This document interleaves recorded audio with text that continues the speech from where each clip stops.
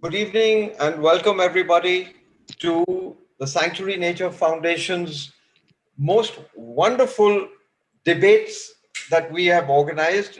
We'll go into the details later, but let me put it like this. Somehow or the other, across the world, debates have become slanging matches. What we want you young people who are debating today to know that you can disagree without being disagreeable. And not only will you enjoy your debates more, but the people who listen to you will actually hear what you're saying, not how you're saying it only, but the hard depth of what you mean. And it's very, very important that this be done. But let me get quickly to the bottom of everything, and I can then hand it over to our chair. The rationale for our debates is this. I believe, we believe, Sanctuary believes, that at this point in time, it is necessary for us to understand the value of the biosphere as an infrastructure. It is you young people who will determine tomorrow how countries, the planet, future of the biosphere actually works, which means at this moment in time, you all know you're watching television, you're watching what's going on.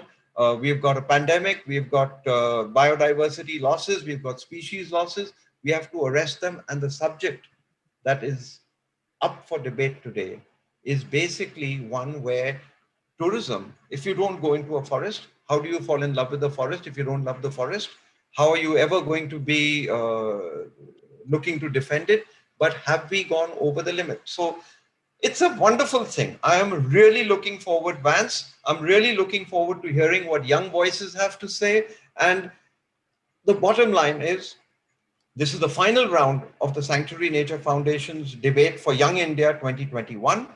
We have with us here today the winning teams of the first two rounds. This is from IIT and NMIMS Institute, Mumbai. Excellent students on both sides. It promises to be a very exciting debate on a topic we feel is more vital now than ever before, the links between wildlife tourism and conservation. May I introduce you to my good friend, Vance Martin. He is the president of the Wild Foundation, and he's going to chair this debate. The Wild Foundation is a US Colorado-based, globally focused not-for-profit, originally founded in South Africa by an incredible human being called Ian Blair. Vance has worked or lived in over 70 countries, implementing Wild's global vision of nature needs half, working with Wild's many projects and as international director for Wild's World Wilderness Congress, which had to be called off because of the pandemic. And he's worked with world leaders in government, in business, in communications, and the arts, both modern and traditional. Vance Martin is committed to the collaboration in crafting positive conservation solutions for wilderness, wildlife, and people. Among the very many roles that Vance plays, he is also founder and co-chairman of the Wilderness Specialist Group in the World Commission on Protected Areas, IUCN. He's the president of the Wilderness Foundation Global, South Africa, director, International Conservation Caucus Foundation, international advisor, Eco Forum Global, China. I cannot tell you enough about Vance, but if I do that, I'll be eating into debate time. I can tell you this, that he is a man I trust with my life. And I think a lot of young people around the world would learn to trust what he says, imbibe what he says. But for the moment, he's here to see that you young people not just have a voice, but you people understand that nature is not just your friend, but that people like us, the Buddha party, the elders, are handing over a baton to you, and we would like you to manage this world better than we have managed. At this point, I want to also tell you that we have with us Xizhan Venkatesh. He's managing editor of Carbon Copy, and Pratik Parekh. He's the head of talent and culture group Morningstar. And I mean, I'd like them to address us in a short introduction of sorts, a communication of sorts from them. And without these two people, quite frankly, the series of debate would not have been possible. Xizhan from Carbon Copy and Pratik from Morningstar, please, from the bottom of my heart, Thank you for believing in Sanctuary and being the torchbearers for every company when it comes to working towards a sustainable future, not only of our country, but the planet. Would you just speak to these wonderful young kids and talk to them just before their debate?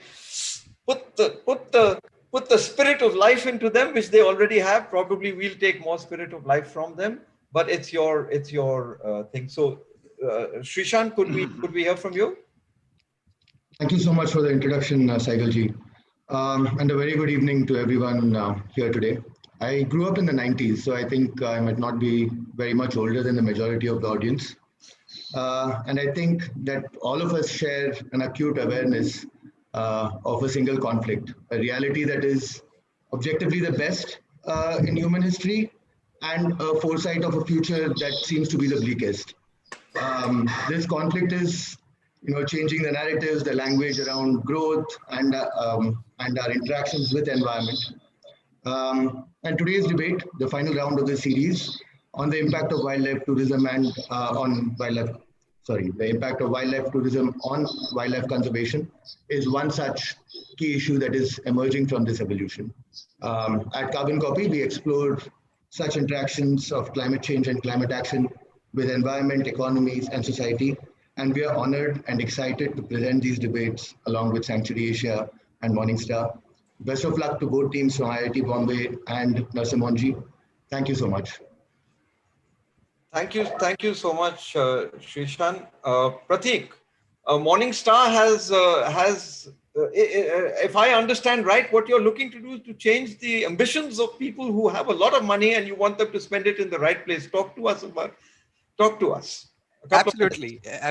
I'm in fact thrilled, to be on this third session of, the final debate. And I have been hearing all the sessions, it gives me so much of energy, to see, yes, this is the future.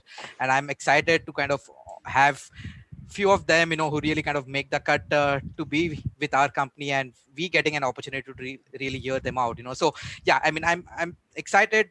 One, obviously, representing Morningstar, a company which has 35 plus years of track record. But something which really kind of drives me at work every day is, the passion with which we want to bring change and change in the right way, So ESG, the topic which is really being called out, is something which is very close to us, not just as a financial research provider. We have made great strides in incorporating and changing our methodology to make sure that we are aligned to this ESG world, so that we bring more transparency, more changes, more awareness for our investors. But at the same time, I personally, get connected to this topic, and we at Morningstar also have a community which really kind of, goes after all these green leaf initiatives and kind of partners with people like Bittu and his team. We really are excited, to be here partnering with Century Nature Foundation. And as I mentioned, excited to hear this debate, the final one, and then have few of you work with us. Wonderful, wonderful. Thank you so much, Prateek. Vance, actually, it's your show now. I'm just going to go mute, and I'm going to listen, and I'm going to be sitting down over here and sponging off these beautiful minds before you. So, Vance, Xizhan, Prateek, thank you. The floor belongs to Vance. The evening belongs to Vance. Vance, your move. Thank you, Bittu. I want to thank also Xizhan and Prateek, and a warm welcome to everyone. I'm chairing this debate from Los Angeles. It's quite early here. I'm glad I'm an early morning person. I want to welcome all of the jury. We'll introduce them later. Thank you. And to my young debaters, to their mentors and the wonderful audience. Thank you, audience, for tuning in this evening. This is the final round of the Sanctuary Debates for Young India in 2021. And it now begins. Our proposition is an interesting one. The House believes that wildlife tourism has a net negative impact on wildlife conservation. Let me quickly lay out the debate rules. Speakers, please keep your cameras on until the end. Mute yourselves at all times and unmute only while speaking. Don't forget that unmute is one of the words of the year. Okay. All speakers will have 4 minutes to deliver their opening statements. Time is of the essence. 3 minutes for the rebuttal round, and then 2 minutes to conclude. Let me please remind our debaters that speed of speaking is not at issue here. Clarity, slow, convincing. That's what we need, okay? Audience, I welcome you. You will remain on mute for the entirety of the debate, but you will have a crucial voting role to play when I request you to do so. So now to our very esteemed panel, our jury. I'm honored to chair this group. Anish, my good friend Anish Andare, is President and CEO of the Wildlife Conservation Trust of India. It's a nonprofit working in and around 160 national parks in 23 states of India. He is on many government committees, NTCA, State Board of Wildlife of both Maharashtra and Jammu Kashmir, where he's with us from tonight, from Kashmir. He's been awarded the Carl Zeiss Conservation Award, very prestigious, and that was 2008, and the UAA Institute of Chemical Technology Distinguished Alumnus Award. He's a large carnivore biologist with immense knowledge of predator-prey relationships. He loves chilies, as do I. So we're chili brothers, okay? Now, of course, Belinda Wright. Everybody knows Belinda, this fantastic person, tiger conservationist, campaigner, wildlife campaigner, founder and executive director of the Wildlife Protection Society of India. Belinda was born in Kolkata. She spent her entire life working for wildlife. What an inspiration to all of us. Thank you, Belinda. Before she turned to conservation work full-time in '94, she was a photographer, an Emmy Award-winning documentary filmmaker who worked for many years for National Geographic. Belinda, thank you, welcome. Kata Tejpal, this incredibly talented young person who inspires me daily, I have to say. Writer, wildlife conservationist. She edits, she fundraises, coordinates, leads conservation initiatives, all under the umbrella of Sanctuary Nature Foundation. And she also heads Sanctuary's unique Mud on Boots project, supporting grassroots community level conservation efforts. Carl, welcome and thank you. Okay, Paella. Thank you, Paella, for joining us. Paella Mehta is a freelance naturalist, tour leader, and trainer. She's a field person. It's fantastic. As a naturalist, she leads wildlife enthusiasts through different wilderness areas of India. Along with her husband, she conducts nature guide training programs all across India. She's worked as a naturalist with Taj Safaris. She started her career in 2009. Thank you, Paella, for being with us. Dr. Ragundanan Singh Chundwat started his career as a conservation biologist, another field person, a real experienced person. 30 years ago, he almost might be as old as me, but not quite. He really worked on snow leopards in Ladakh, later as regional science and conservation director for the International Snow Leopard Trust, very good friends and colleagues of mine. He was a member of the teaching faculty at the Wildlife Institute of India, very closely involved with tiger conservation research in the dry tropical forest of central India. And he recently published a book based on 10 years of study, The Rise and Fall of the Emerald Tigers. For the last 8 years, he's been very active in wildlife tourism research, so he's more than qualified to be on this jury. He and his wife, Joanna Van Griesen, run a small lodge, the Sarai at Toria, close to the World Heritage Site of Gujarat and Pana. Thank you for joining us. And then, of course, last but certainly not least, my very good and talented friend and writer, Nia Sinha, is a conservation biologist and author, comes from the Northeast, of course. She works with BNHS. She's been an expert member of the Delhi government's wetland committees, Central Zoo Authority's research and publication expert community. She's a consulting editor for the environment, of course, for the Wire and Sanctuary Asia. Her brand new book, Wild and Willful, has just been published by HarperCollins and tells the story of 15 iconic species. So that's our jury. Welcome. Thank you very much for your service this evening, and more than that, for your service to conservation. Okay, our debaters. These are the people who are going to convince us, aye or nay, on the proposition this evening. Speaking for the motion are students from IIT Bombay. Aditi Samat Singar is pursuing her PhD in humanities and social sciences at IIT. Her research is diversifying, finance mechanism for the conservation of protected areas, a very important new protected area of research. She's completed her graduation and post-graduation in economics from the Stella Maris College in Chennai. She's a nature enthusiast and likes to paint. She'll need to teach me to paint. Thank you very much. Aparajita Singh is a doctoral student in the humanities also and social sciences at IIT.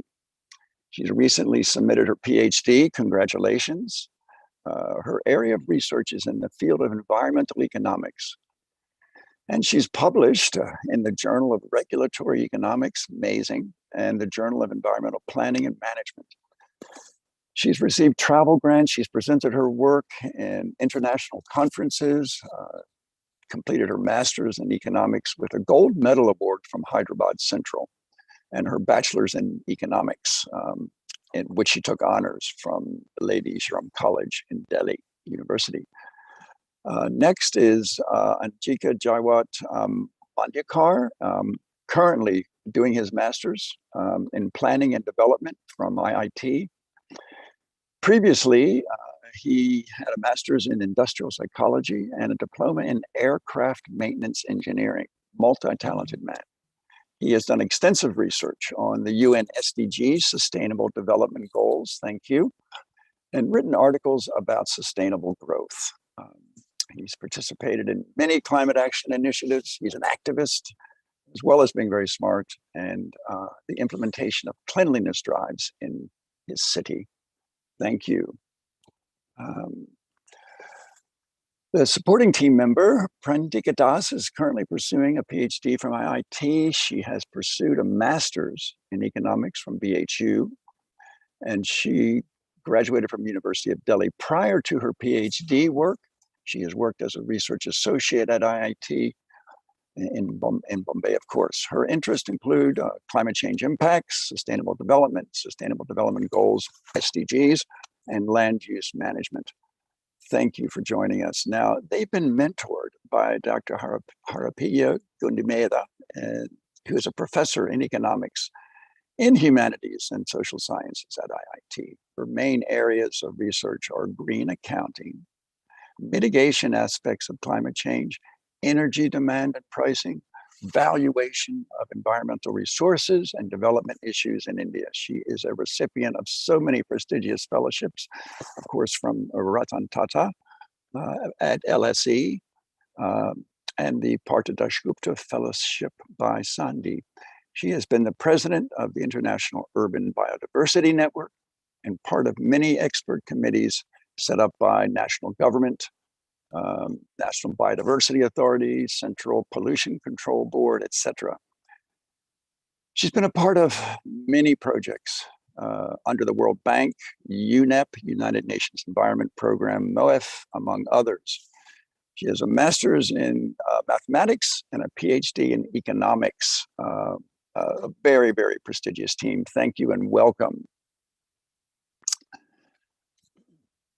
Pardon me. Now, speaking against the motion from the Narsi Monji Institute of Management Studies, it's a wonderful acronym, NMIMS. Mr. Samkit Shah is an engineering student. He's been a part of the Mumbai, they call it MUN, Model UN, and debate circuit for 5 years, having indulged himself in the capacity as a secretariat member, executive board member, and participant in numerous conferences and debates. Samkit specializes in discourse pertinent to international security, socio-economic, and historic crises. I would say we're in historic crises right now, indeed. He's constantly in love with debating and reading mysteries or thrillers. So thank you very much. Mr. Dhruv Kumar is a student in the second year of a unique program called MBA Tech, and it's in the computer science field. He has a keen interest in politics, public relations, and really a national level sports person, multi-talented. He also runs his own youth parliament and has a debating experience of over 6 years. My goodness. And Ms. Xizhan Khan is a national level debate pro. Xizhan, she's many milestones in her early career, co-curriculars, academia, and in her professional life. She speaks up about various world issues, is an avid reader, the occasional poet. She has a penchant for making sure that whenever she speaks, her voice is heard. Fantastic. She's currently studying at MPS TME, NMIMS, and is the head of her debate society. Welcome, Ms. Khan. Thank you.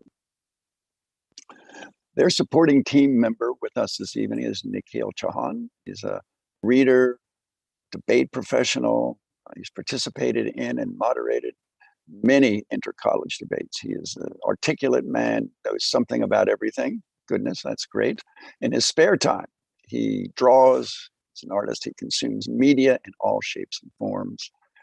And apparently obsessing over epistemology, or diving into the depths of the internet to quench his never-ending thirst for underrated trivia.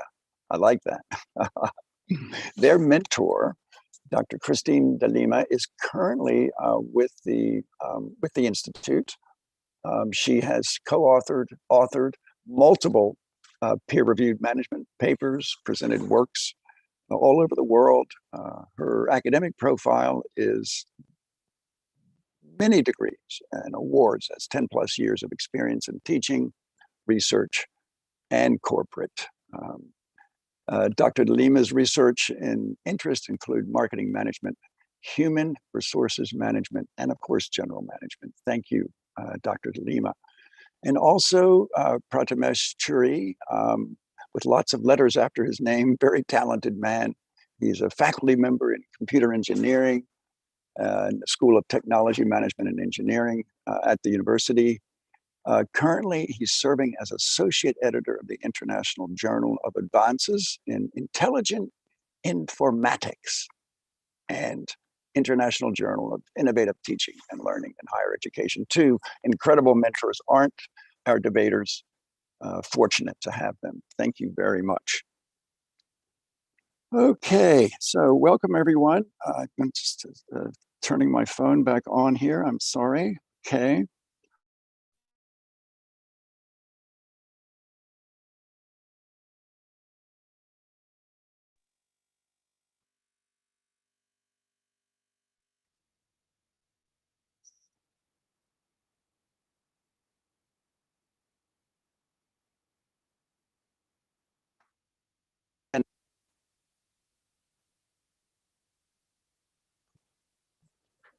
Once you're back now.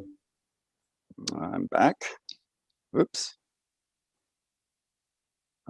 Yeah, I think we're beginning the debate now. Is that correct, Dr. Pandya? Absolutely, yes. Okay, Aditi Samat, I think we begin with Aditi. Is that correct? Yes, correct sir. Me. Okay, please, madam. Thank you, sir. You have 4 minutes. Honorable Chair. Okay.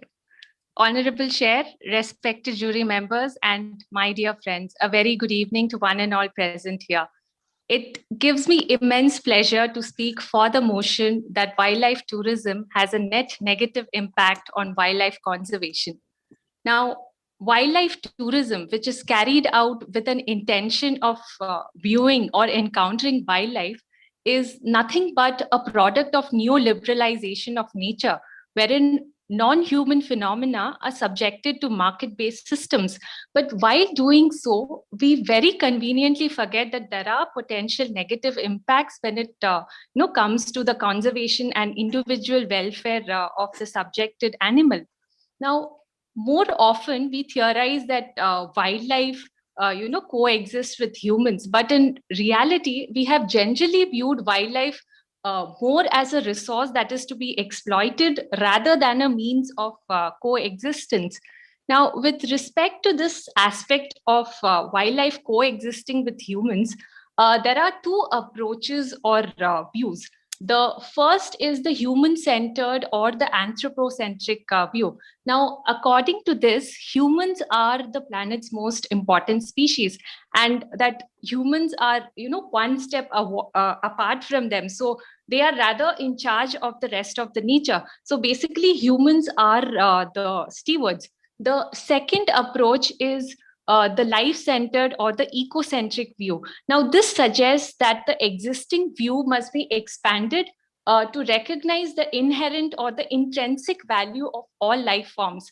That is, value regardless of their potential or actual use to humans, that the nature exists for all of the earth species and that people are not apart from them, and they are certainly not in charge of the rest of the nature. Now, for example, more often we find that the narrow anthropocentric view acts as the basis of our actions. Now, even when one looks at the approaches undertaken towards conservation of wildlife, we see that they are centered around the use their use to the human kind. Even today, the agricultural, industrial, and the medicinal importance of the wildlife is stressed or placed high when compared to their aesthetic and ethical value. So, in words of Miller, people need earth, but the earth does not need people. Also, if you look at places where wildlife tourism is successful, it is mainly in those areas where you find the megafauna, or more particularly the famous big five or the charismatic animals like tigers, rhinos, leopards, and so on, because these are the extremely sought after wildlife that people love to see. And because of their tourist popularity, these are the regions which also receive large amount of public funds. Whereas there are a lot of not so popular species which have become extinct due to lack of funds or required attention. Now, there are 41 species of cat in the family Felidae, but the major focus is on the larger species from the subfamily Pantherina, which includes your Panthera leo, Panthera tigris, basically tigers, lions, leopards, and so on. So ultimately, tourists are the consumers whose primary goal is the consumption of tourism experience. So the entire industry is based on the sole purpose of providing maximum satisfaction to the consumers in the name of conserving the wildlife. Lastly, I conclude by saying that wildlife tourism, as any common property resource, is faced by what is called the tragedy of tourism commons, where the eventual fate of all common resources is overexploitation and degradation. Thank you. Thank you very much, madam. You spoke exactly on time and clearly. Thank you. Now, our next speaker for the motion, I please request Aparajita Singh from IIT. For the motion, please.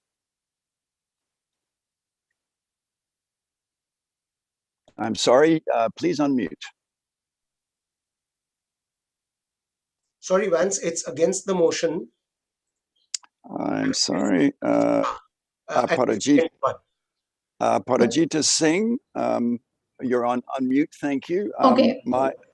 You're speaking for the motion. Is that correct? Yes. No, Samkit Shah will speak against the motion. Yeah. Vance at 6:21 p.m. Oh, Samkit Shah. Okay, I apologize. Your chair has misstepped. No. Okay. Okay, Mr. Samkit Shah, please, can you speak against the motion? Thank you. Ms. Singh, we'll have you just soon. Okay, thank you. Thank you. Mm-hmm. So may I begin? Mr. Shah, please. Yes, thank you, sir. A very warm welcome from the opposition's end to all the members of the jury, Mr. Chairperson, and the attendees present in the meeting. To discuss the current scenario, we believe we need to get down and get our hands dirty. When we talk about watching animals can be an inspiring experience. People are not just excited by seeing whales or turtles, the spectacular bird life, elephants, or gorillas. But seeing these and many other species in the wildlife is not just memorable, but it also can motivate people to become more personally involved in conservation.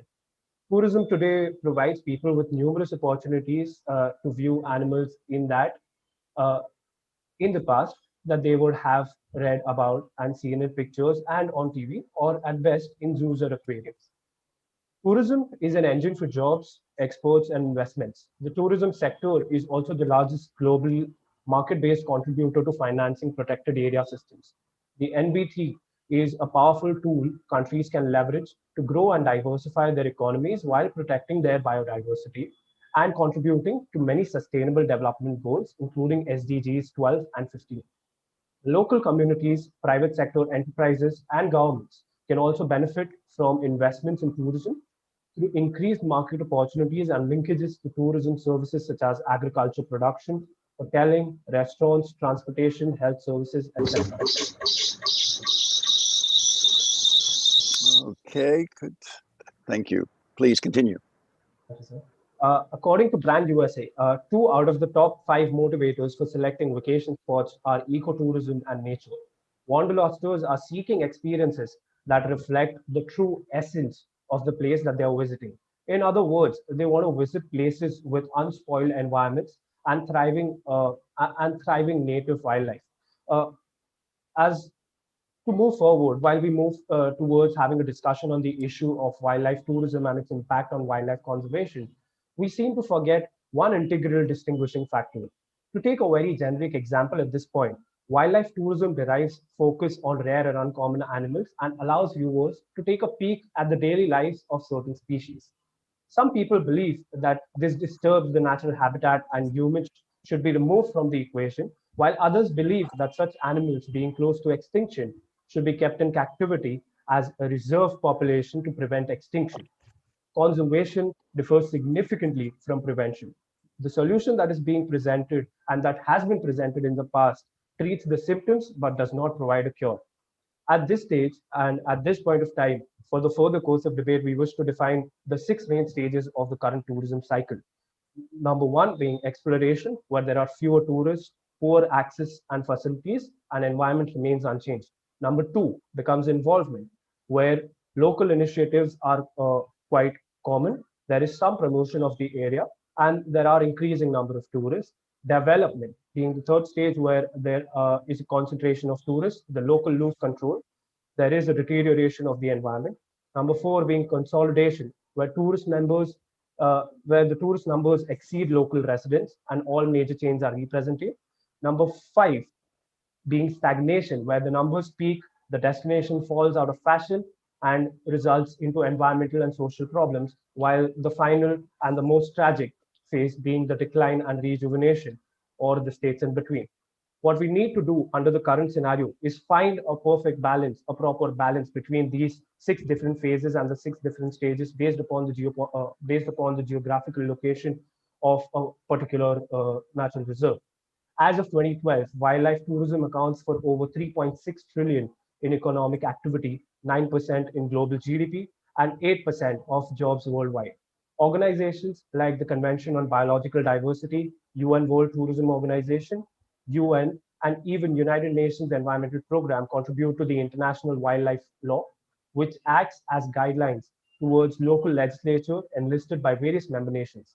These UN bodies also collaborate with other private entities or NGOs to allow swift action and efficient aid to be provided as and when necessary. To conclude, during the course of the ensuing debate, we as opposition shall try to derive the focus of the participants, attendees, the jury members, as to how the negative impacts of wildlife is caused not due to human errors and mistakes, and also while proving conclusively the need for tourism to change the image of wildlife as pest to a very valuable human commodity. Thank you. Thank you very much, Mr. Shah. Sorry for that brief interruption, and we'll now go to the appropriate time for Ms. Aparajita Singh. Please, Ms. Singh, you have 4 minutes. You have the floor. Thank you. Honorable Chair, respected jury members, and my dear friends, a very good evening to all of you. This House believes that wildlife tourism has a net negative impact on wildlife conservation. Wildlife tourism in its simplest sense is interacting with wild animals in their natural habitat, either actively, example hunting or collection, or passively through watching or photography. Wildlife tourism is an important industry in many countries today, and it has seen a rapid growth in recent years. For example, in India, wildlife tourism is growing at a rate of 5% annually. However, as wildlife tourism increases in an area, more people tend to interact with the wildlife.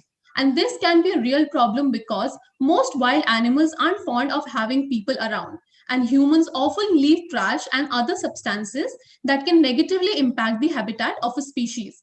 When human presence radically changes the behavior, health, and habitat of wild animals, then it negates the benefits tourism could provide.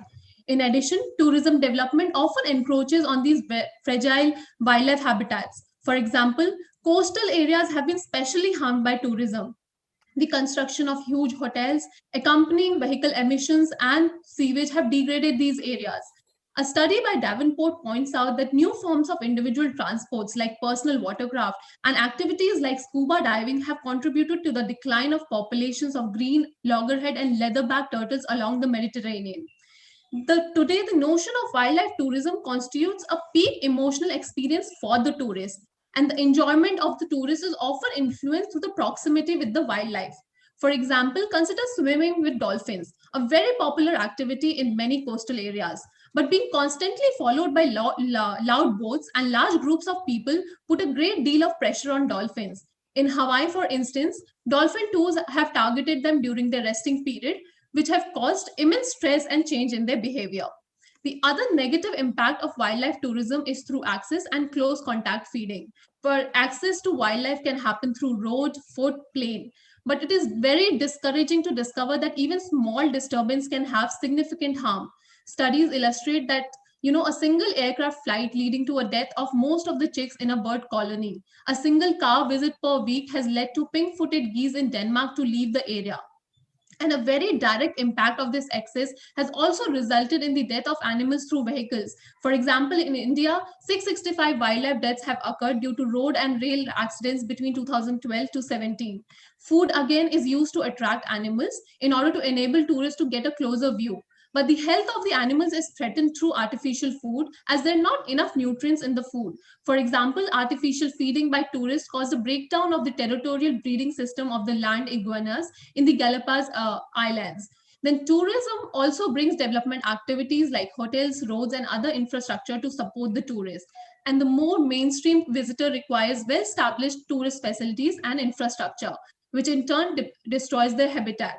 For example, in Kenya Amboseli National Park, hordes of tourists came and hindered cheetahs in their hunting, which has resulted in considerable decline in these species.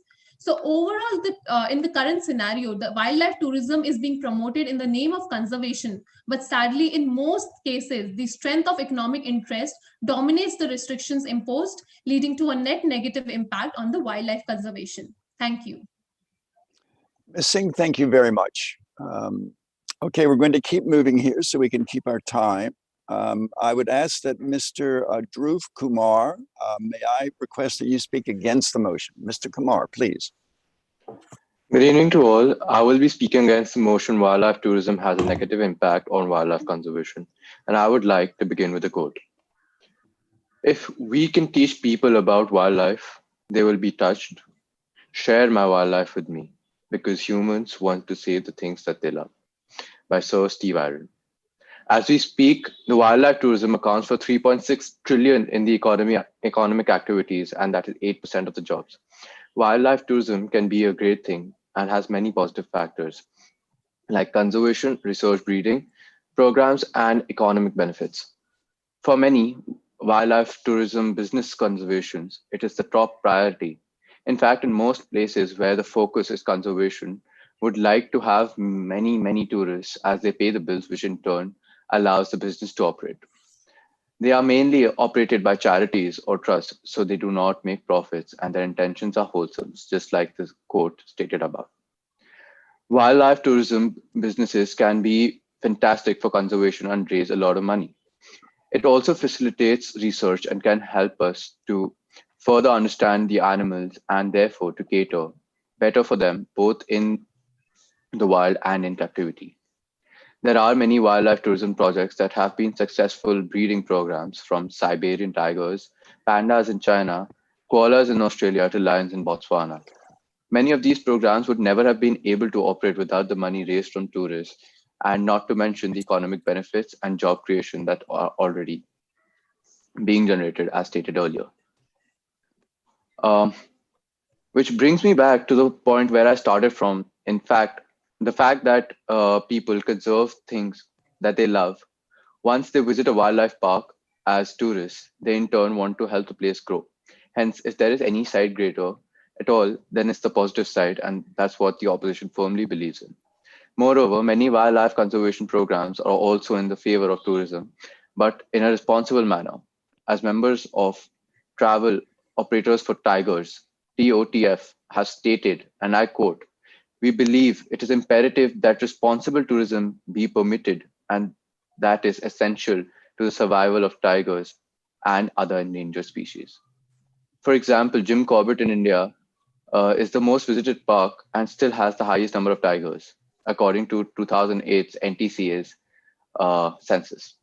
Bandhavgarh in India has the heaviest density of tigers in its main tourism zone, with 5 breeding females, 14 cubs, and receives about 45,000 visitors in a year. Take this away, and the forest will again have no economic value to those living nearby or local politicians, and they will be sacrificed to farming, mining industries, or unloved forests, as it's happening in the forest today. Tourism makes forest personnel highly accountable for generation of millions of dollars for conservation, as their efforts will now be visible to everyone who's visiting the forest. Thank you. Thank you very much, Mr. Kumar. We're going to be moving straight ahead. And I'd ask that Ajinkya Madgekar from IIT, it's your turn to speak for the motion, please. Okay, sir, I will start. Yeah. Honorable Chair, respected jury members, and all my friends. The reductionist view of wildlife tourism development has created a new set of problems for wildlife conservation. Simple solutions that wildlife tourism will engage the local economy into conservation and revenue obtained can be invested back into wildlife conservation is over-optimistic. To understand the actual impacts of wildlife tourism development, we must apply systems thinking approach to understand this complex issue. And you will find that in reality, wildlife tourism threatens to destroy the environment which it is claiming to protect. There are 5 primary stakeholders involved in the wildlife tourism: natural resource, that is wildlife and wildlife habitat, local community, tourism industry, tourist, and government. Each stakeholder has a different set of objectives and they work in their own self-interest. As the number of tourists increases, there is a boost for the industry, profit of the industry rises. There is a boost in foreign exchange and the tax revenue for the government. This is a self-reinforcing loop. But any increase in the number of tourists eventually leads to more damage to wildlife and its habitat.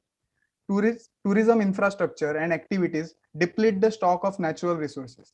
Problem becomes more acute when government relaxes regulations and reduces the area of the eco-sensitive zone to accommodate more tourists. In reality, local tour guides and staffs are underpaid and don't hesitate to make extra money from tourists by allowing them to perform illegal activities with wildlife. Even if there is a quantitative increase in the wildlife, quality of life takes a back seat both inside as well as outside the park. When the sustainable capacity of habitat is surpassed, unregulated tourism outside the protected area becomes a common phenomenon. Amreli and the Bhavnagar districts surrounding the Gir protected area have proved to be heavens for illegal lion safaris. Sizable number of local tourists now prefer a private lion show where they can spend an entire night watching lions on a kill. For a tourist who takes part in such an illegal event, it is a thrilling experience. But close encounter with local villagers, cattle, stray dogs put wildlife at a risk of getting infections. We lost more than 35 Asiatic lions last year due to canine distemper virus. This has a risk of wiping out whole species. Report of lions dying due to unnatural causes, railway and road accidents, electrocution, drowning in wells, carcass poisoning are worrisome. Various studies have established that wildlife tourism is disrupting the social fabric of local villages, creating pockets of prosperity and injecting new tensions and conflicts within the village communities. Forcing locals to adopt new economic, social, and cultural realities often antagonizes them, and they develop a negative attitude towards wildlife conservation. I haven't yet forgotten the videos of local villagers celebrating after the killing of Tigress Auni. In the last, we must address the issue of commodification and cruelty experienced by wildlife at captive tourist attractions. World Animal Protection estimates that around 110 million people visit these cruel attractions annually. 75% of these tourist attractions are having a negative impact on the wild animals. Animals are being trained using a reward and punishment system, which breaks down them physically, psychologically, and they are often kept in horrible conditions.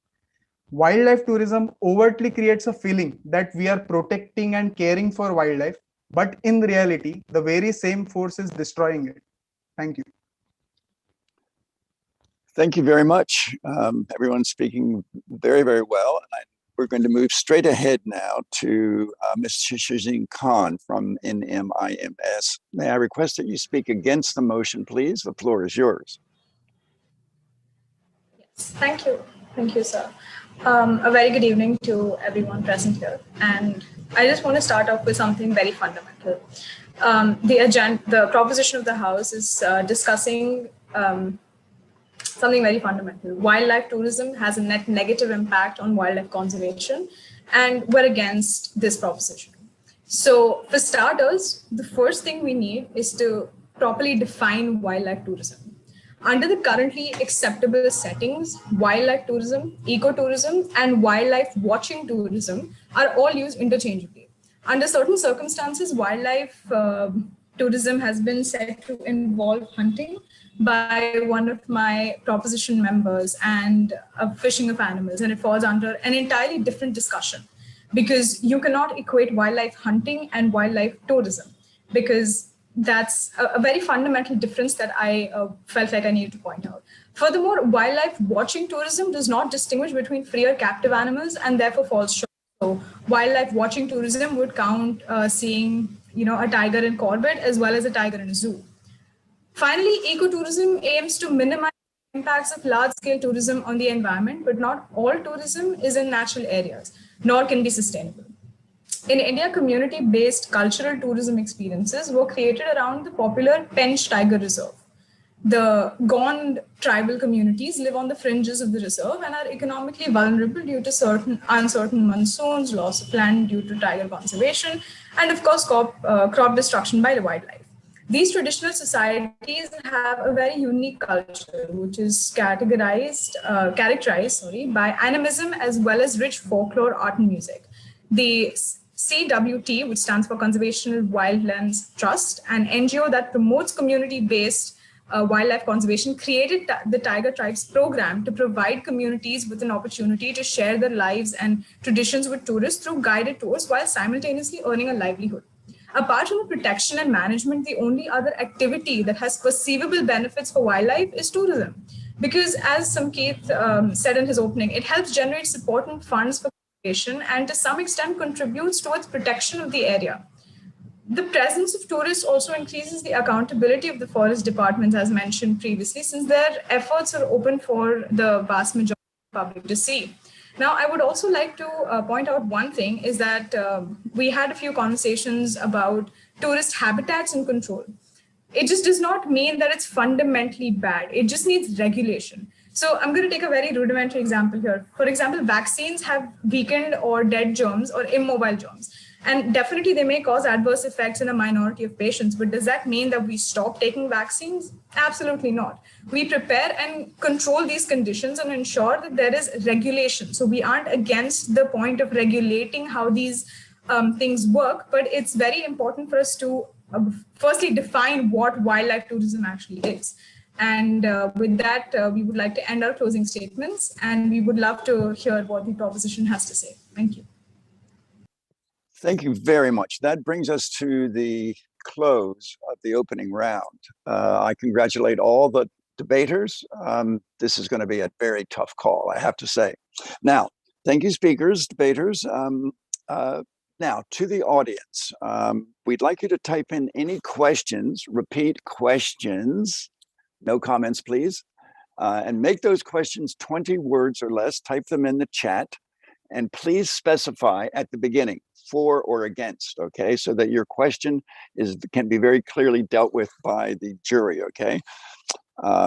We just have 10 minutes to ask these questions, and then we'll jump right into the rebuttal round, okay? Thank you. Over to you.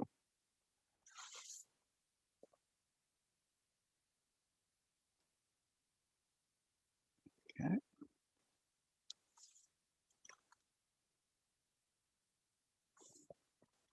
The questions will be vetted, prioritized, and passed to me, I believe, as your chair.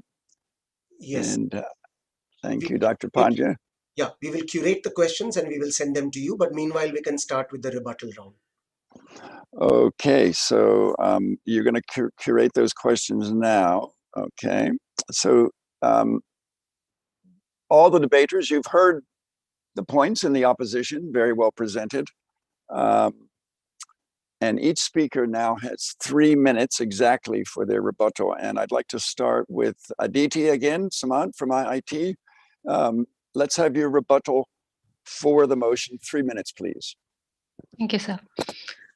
Now, there are certain points where I do not agree with my fellow honorable opponents. The first would be, now, if you look at typically the tourism industry, now it focuses on economic impacts only, whereas the social and environmental concerns are confined to legal compliance, political maneuvering, or basically the area of the government. And also, so far, the existing tourism goals are not exactly in tandem with the conservation goals. In fact, a study by Kruger, the study was basically a global meta-analysis of wildlife tourism from 251 case studies. It concluded that as many as 36% of all wildlife tourism programs were unsustainable.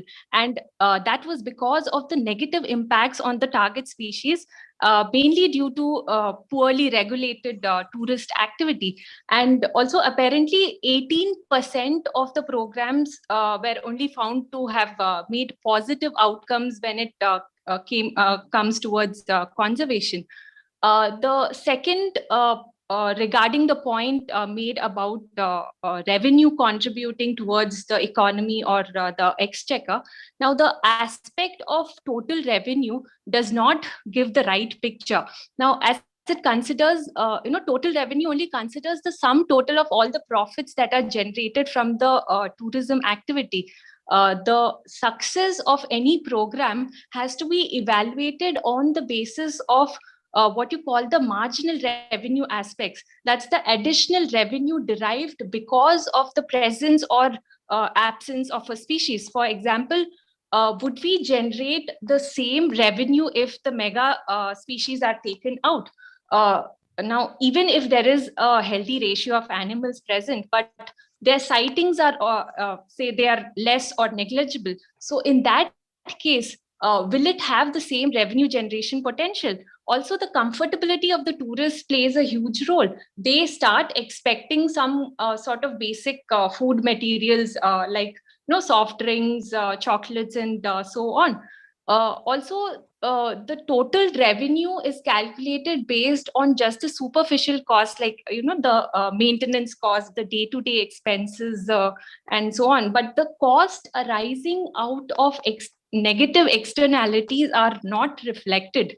For example, thanks to the rigorous conservation efforts, we now see the tigers' number improving. But despite creating this favorable environment of appropriate habitat with adequate availability of prey species, the low reproductive rates are still a huge concern. So the higher levels of corticosterone, basically the stress hormones, as a result of tourism activity is a very serious problem, as it has intergenerational impacts too. So such costs are not taken into account. So panel, it might be the case, as my opponent said, that it's benefiting the economy or the local community, but in no way it is denying the debate's proposition. So when one is considering only the conservation aspect, wildlife tourism is certainly not creating any positive gains. Thank you. Very convincing. Thank you very much, Aditi. We're going to move right in to Samkit Shah. It's your turn for rebuttal. 3 minutes, please. You have the floor. Thank you, sir. To briefly view over to the points that were mentioned by our worthy proposition, and to clarify on certain aspects here, as concluded by the worthy proposition, where they talked about the reservation or to make sure that these animals do not go from uncommon to rare to extinct. As discussed earlier in the opening speech itself, while some people believe that the ecotourism or wildlife tourism disturbs the natural habitats and humans should be removed from the equations, others believe that they should be kept in captivity or they should be kept in reserve to prevent extinction. We need to draw focus to the current topic, which is conservation and not prevention. Under the current scenario, under the current suggestion that has been made by the worthy proposition, what we effectively would be doing is prevention and not conservation. The solution that has been presented and has been represented time and again in multiple global forums has been shot down for the singular reason that it treats the symptoms but is not the cure. Now to move ahead towards the area of diversification and with regards to consumption of wildlife, our worthy proposition mentioned the term consumption of wildlife. Under the current settings, to make wildlife a commodity is not something that needs to be done. We obviously do agree, and we thank our worthy proposition for pointing this out, that all we need under the current setting is regulation. Regulation from various agencies of the government, regulation from the various private entities of the non-governmental organizations, and and we need regulation worldwide. We definitely do agree by that. To address the other questions, to address the other issues that were pointed out by a worthy proposition with regards to the carbon and the water footprint or the overall impact of tourism, a simple term to put out there: ecotourism. Ecotourism has increased manyfold in the past decade. Over 75%, over 75% of populace wishing to engage in wildlife tourism now engage directly into ecotourism. Ecotourism is a sustainable method to engage in the so-called consumption of wildlife, as has been pointed out by our worthy proposition, but in a sustainable environment where these footprints can be easily negated by ecotourism. Now, moving towards the angle of no difference, where the proposition mentioned that protection of these species will not be any difference. Putting this into the current perspective of the COVID angle, due to the lack of tourism under the current circumstances, poaching has increased exponentially, leading to ease in poaching of tigers and elephants. With less staff guarding the perimeters, low revenue for locals in the regions, coupled with the need for survival, the poaching has become a clear alternative with the lack of tourism. This helps us identify how ecotourism, in its essence, outweighs the needs, minimize human contact with habituated apes, and aspect linked to poaching. For example, in Africa, gorilla tourism program managers, because of the need to minimize human contact with the habituated apes, they are reevaluating and calling a temporary halt to any further tourism, and this may apply to ongoing restrictions when the resumption of normal ecotourism takes place in the future. The New York Post in 2020 provides a general report on the known susceptibility of great apes to human diseases and the risk of gorillas contracting coronavirus from tourists. While we do agree that these are crucial points that need to be put forward, we also do need to understand the fact that nations as diversely populated and nations such as Belize, which draw more than 50% of their revenue and 50% of their GDP from tourism, cannot sustain under the current circumstance and need to be uplifted. Thank you. Thank you very much, Mr. Shah. Ms. Singh, Aparajita Singh, you have 3 minutes to rebut for the motion, please. So our honorable opponents have spoke about and discussed the conservationist approach and overtly emphasized the economic revenue it generates for the stakeholders. But the very tourism activity has caused the habitat destruction and illegal poaching, which has resulted in around 25 species of animals and 27 plant species being critically endangered, 200 animals and 172 plants being endangered according to the IUCN list. And thanks to these illegal poaching which has been there, Sariska and Panna tiger reserves in Rajasthan and Madhya Pradesh are respectively recently declared tigerless.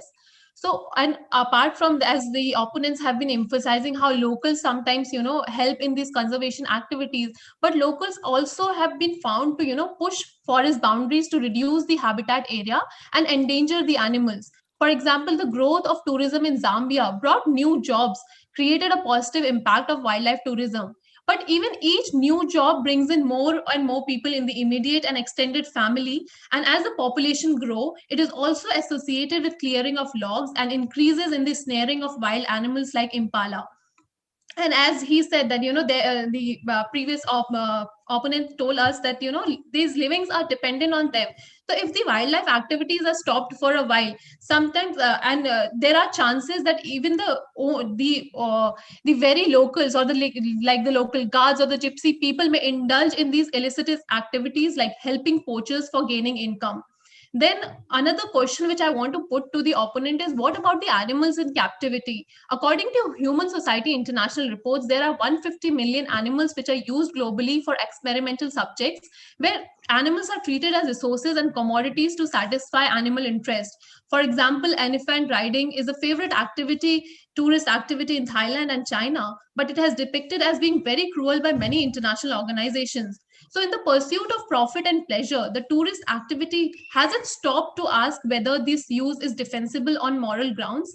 And then again, when tourist facilities are built, they tend to use native resources very heavily, particularly water and fuel woods. For example, in places like Kanha and Pench, where there's already severe water shortage within the summer months, tourist facilities are flowing with water fountains and swimming pools. Lands on the edges of the parks are being purchased by outsiders to construct new tourist facilities, and land costs are rising drastically. And there have been construction of wall facilities which are obstructing wildlife movement. So these native individuals are also marketing these lands to outsiders and moving far ahead from the park. So overall, in most of the scenario, we see that economic incentives are being prioritized over conservation objectives in most places. So the questions actually have to be asked is how much money is actually going back for conservation, and whether are we not putting the goals of tourists and other stakeholders involved over the animal welfare. Thank you. Thank you very much, Ms. Singh. Well spoken. We're going to go straight to Dhruv Kumar from NMIMS. It's your turn now. And thank you, Chair. Your rebuttal against the motion, please. Thank you, Chair. Over the last decade, nature-based tourism has become increasingly very popular. And I would really like to thank my worthy opposition for furthering our point about how poaching only decreases when tourism increases. And the growing interest in wildlife tourism and economic benefits that come along with it can change entire communities and their views about how wildlife tourism is affecting the wildlife in a positive aspect. Once we go to the microscopic level, that's where we see issues. But when we see macroscopically, the wildlife tourism altogether is being very helpful towards the wildlife. In order to even research on them, once the animals in the wildlife sanctuaries and other places or wildlife parks are accustomed to visiting tourists more often, they're usually researching over them is much easier. Secondly, without tourism, local communities may merely just view wild animals as danger to their farms and families, and increase poaching because they're not rightly educated about it. And even the forest officials who are present in the forest most definitely have the government fundings, but sometimes they're not enough. For instance, in Cambodia, ecotourism is motivating communities to conserve critically endangered bird species such as giant ibis and white-shouldered ibis. Thousands of tourists come across the world to see these rare and iconic species.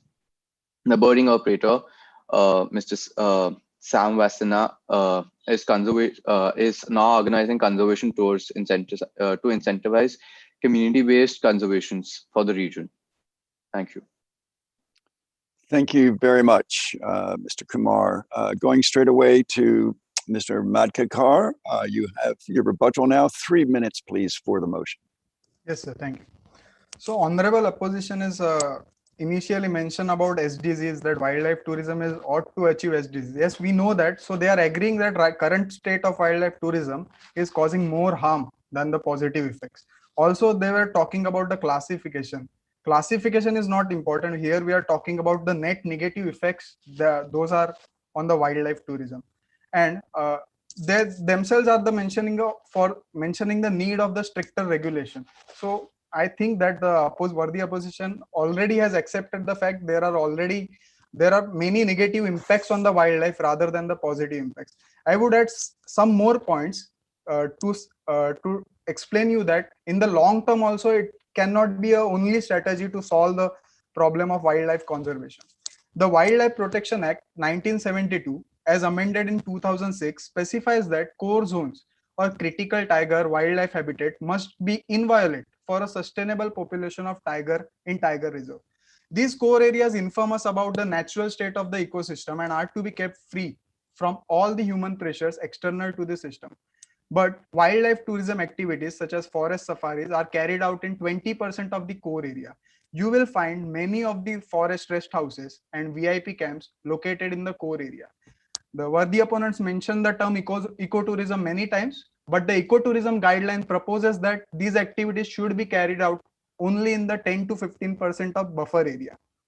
Apart from that, these safaris happen at a fixed hours. So poachers can schedule another time for the hunting. So wildlife tourism doesn't have much effect on the poaching, or it is not going to deter poaching. Various studies have reported that tourism increases cases of poaching and game hunting. Poachers masquerading as tourists gain access to wildlife and the vital information. Tourism, or the lack thereof, has no real impact on the wildlife in the forest. Wildlife has always been there in India's jungles, and it is not too bothered whether tourists are coming to see it or not. In fact, tourism activities are disturbing wildlife habitat and their natural way of functioning. Congestion, noise pollution, air pollution drives them away from their habitat. So the point that tourism plays a major role in the conservation of endangered species is overstated. Recently, several violations of the Forest Rights Act 2006 were reported in the process of notifying critical wildlife habitat. Local communities also facing problems such as change in the pattern of land use and ownership, displacement of local people, extra pressure on scarce resources such as water, and conflict with the tourism industry and government. It often goes up to extent where locals started opposing the conservation efforts. The whole of the community can't benefit from the tourism. So what are the livelihood alternatives to rest of the local people? Another important question I have to ask opposition members, as they were talking that tourism is generating awareness, but is tourism really making people more aware about wildlife conservation? World Animal Protection reported that 80% of tourists cannot see negative impact wildlife tourist attraction has on animal welfare. They are engaged in various cruel practices such as riding elephants, taking tiger selfies, walking with lions, visiting bear parks, holding a sea turtle, dancing monkeys, kissing cobras. To make these wild animals docile, they are fear conditioned, separated from the parents, beaten up, chained, confined in the closed spaces. First, humans destroy the wildlife habitat, then take animals into zoos to protect and look after them, and ultimately harm them or kill them. Many cases, it has been noted that zoos are engaged in illegal trafficking of endangered animals. So this is not for the charity, this is for the profit making.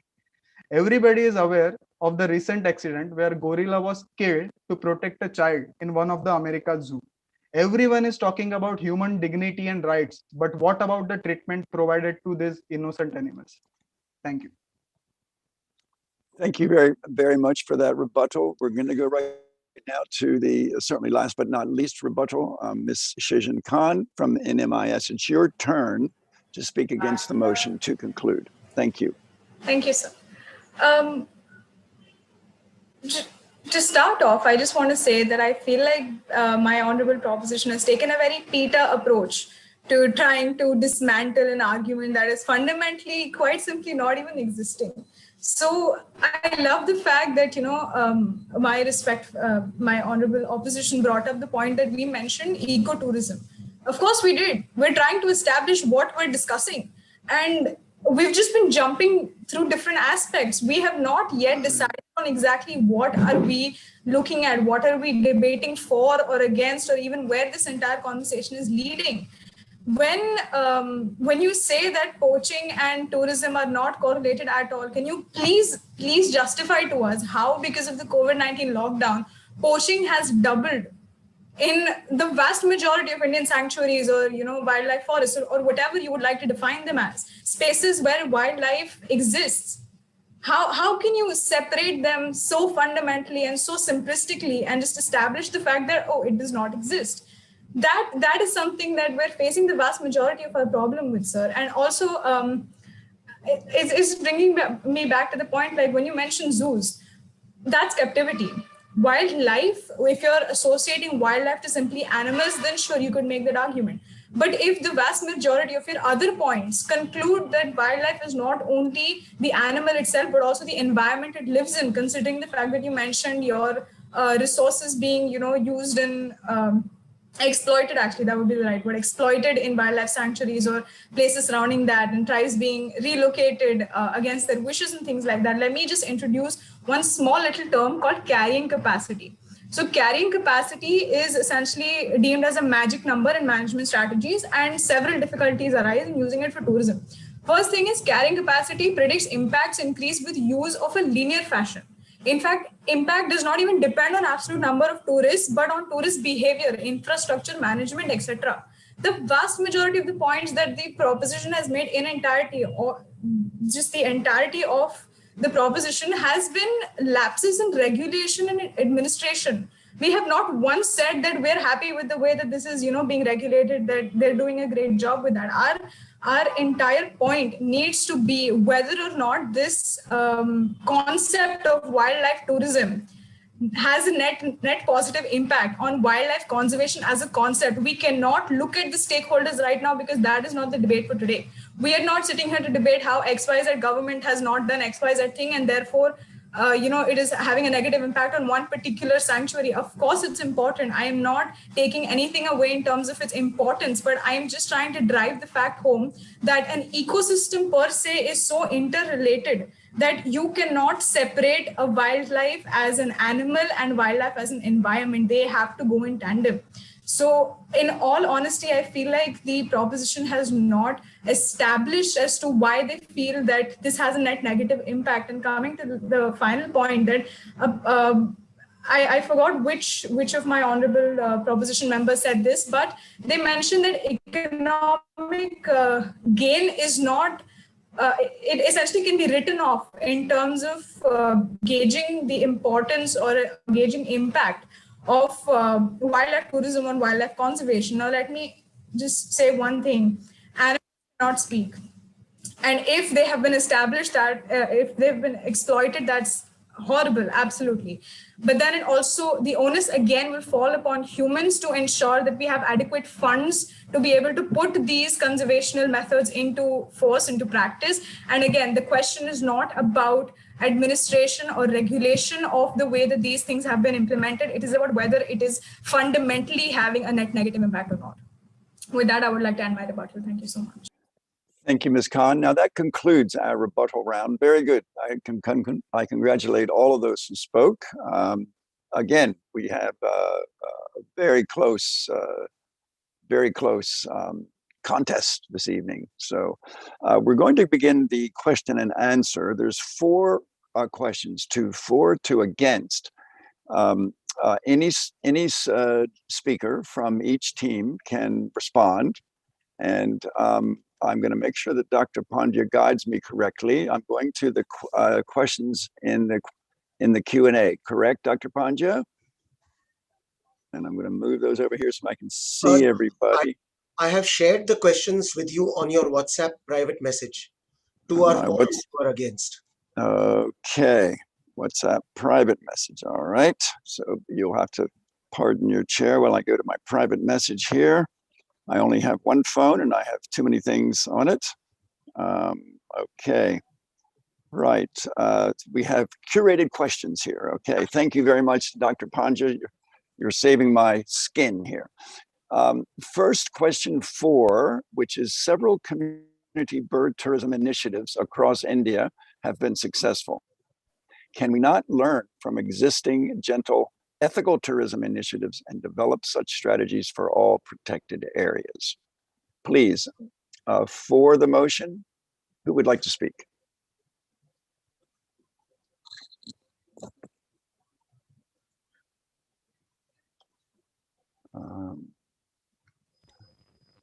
Okay, who would like to speak to? Yeah, Ajinkya here. I will take this question. Ajinkya, please, you have 60 seconds. Yeah. So obviously we can learn from the good practices which are there in India. But problem is that when there is a lean season in tourism, so what is the source of income at that time for these rural people? So we have to provide them alternative employment during that time. So full dependence on the wildlife tourism is not a solution. Obviously, it will cater to the needs of some people, but we have to engage other people into other activities. We have to give them their forest rights, their community rights, their land rights, so that they can carry the sustainable agriculture, sustainable fishing. And so obviously we can learn from the good practices, but this will be accomplishing or satisfying the needs of only few people. So we have to think about the whole community and if other community is not getting anything from this wildlife tourism, obviously they have to depend on the forest resources. So they will keep exploiting the resources. So how we can ensure the long-term conservation is the question. Obviously we can carry out wildlife tourism as a solution at some places, but we have to supplement people with the other source of income. Thank you. Fine, thank you very much. We're going to move straight ahead here for our next question. Speaking against the motion, the question is very simple. How do you regulate sustainable tourism in tiger reserves? Please, can we have somebody against the motion, please? You may begin. So could you please repeat the question if it's not too much trouble? Yes, thank you very much, Misha. How do you regulate sustainable tourism in tiger reserves? Right, so I'll take up this question. Sure. Mr. Shah. So may I? Please. Yeah. So as we had earlier, as I personally had specified in the opening speech itself, which the proposition so deemed not necessary, we need to classify the current conditions, the current scenario upon phases.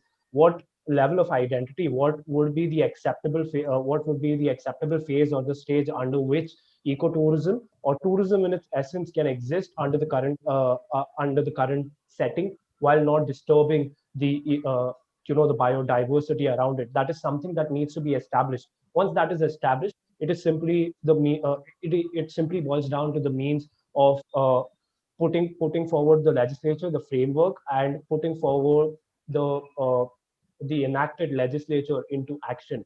It is something as simple and as rudimentary as that. Thank you, sir. Fine, thank you very much. Going to our third question from the team speaking for the proposition.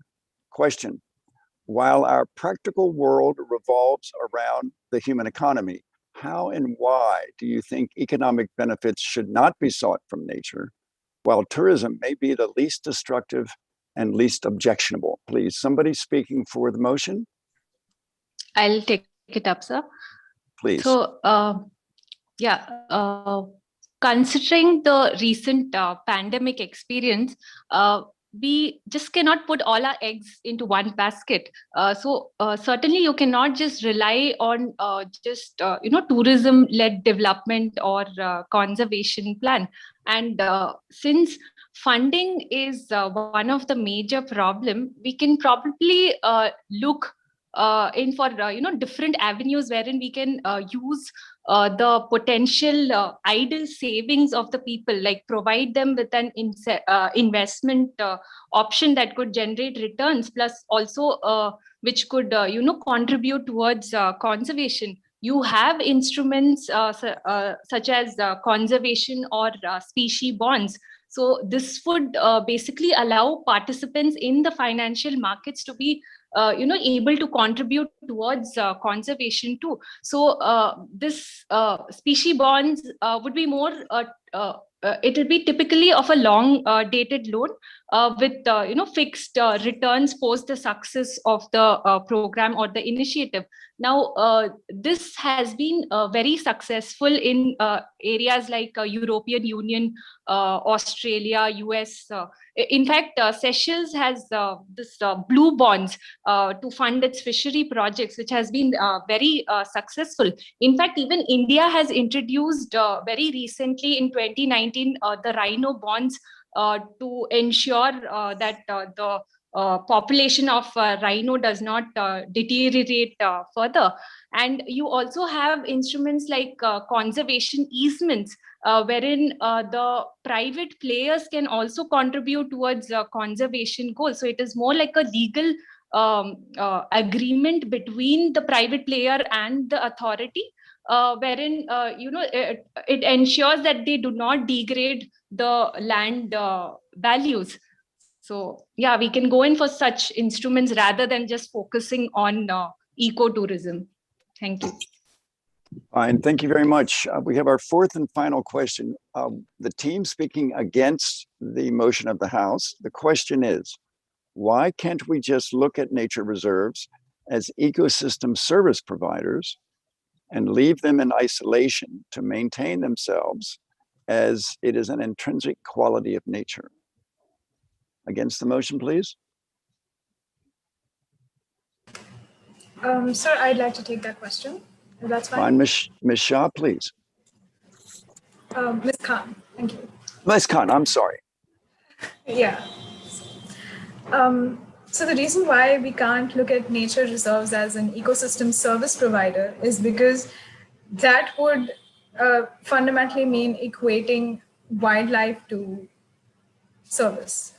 And in that way, to a certain extent, just by this sheer wording of this question, you're to an extent dehumanizing the fact that animals do deserve to be seen as more than just an exotic species that you could take photos in front of. Should they be preserved? Absolutely. Is that a common goal that I hope that the proposition and opposition both share? Absolutely. But sir, leave them in isolation to maintain themselves as an intrinsic quality of nature. We do definitely agree in terms of the balance of an ecosystem. But unfortunately, with the way humanity has simply progressed, unless it sees someone suffering, it does not register a suffering as suffering. So even if it is just to shed light on the fact that certain animals are endangered or are going extinct, even if that is a very rudimentary example of why people prefer ecotourisms, then I think we should see it more from a fact that it's just I'm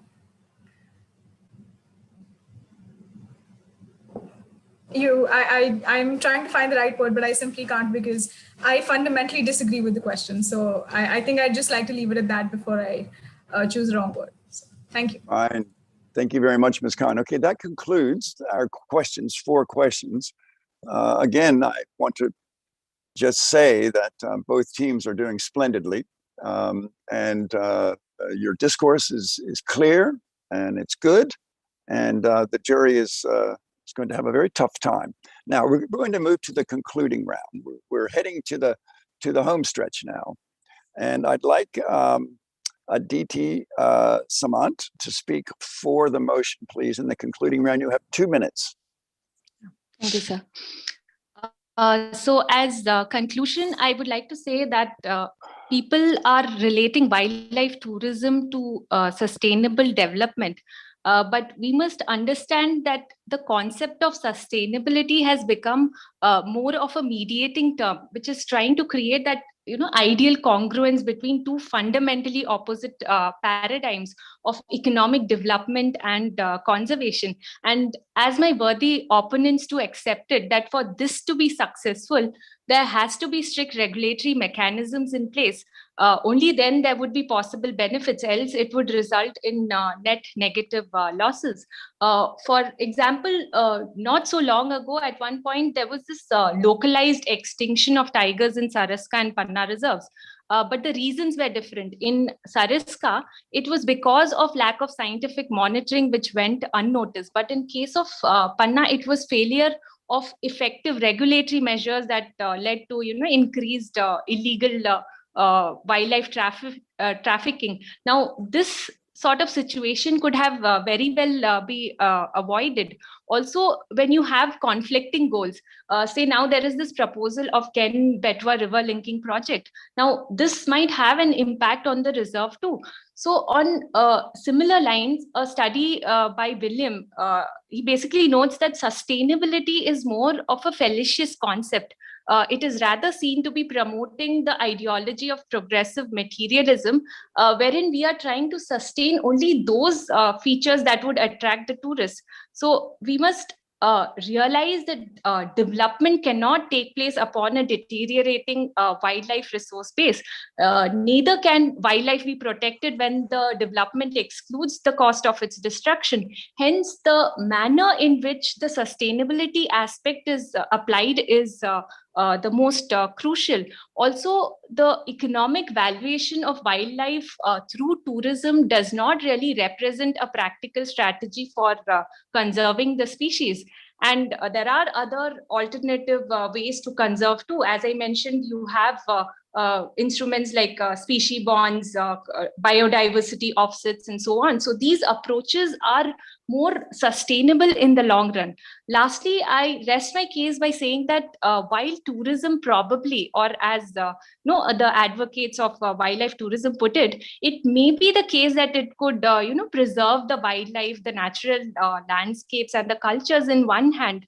But on the other, this very same tourism can completely transform the existing behavior of the species and its habitats. So it's an irony that in this process, they are actually diluting the traditional meaning of what they were striving to preserve in the first place.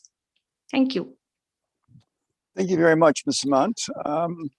Continuing with this concluding round, Samkeet Shah, against the motion, please. Yes, sir. Thank you.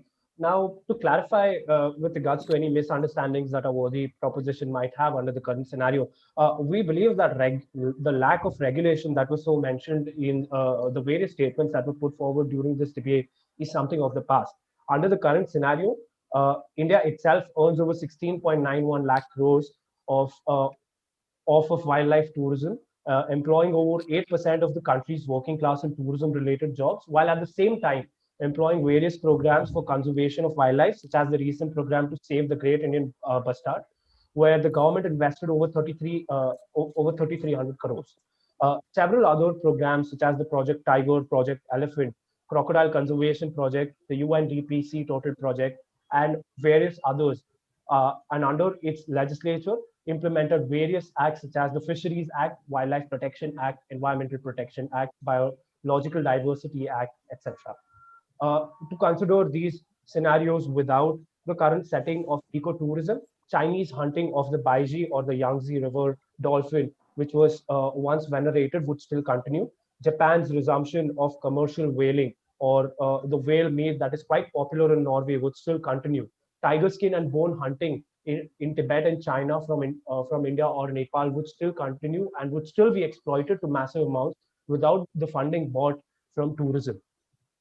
To quote a very respectable person, I have seen no published data that indicates that daytime safaris into national parks and sanctuaries have negative effects on tigers or other species of wildlife.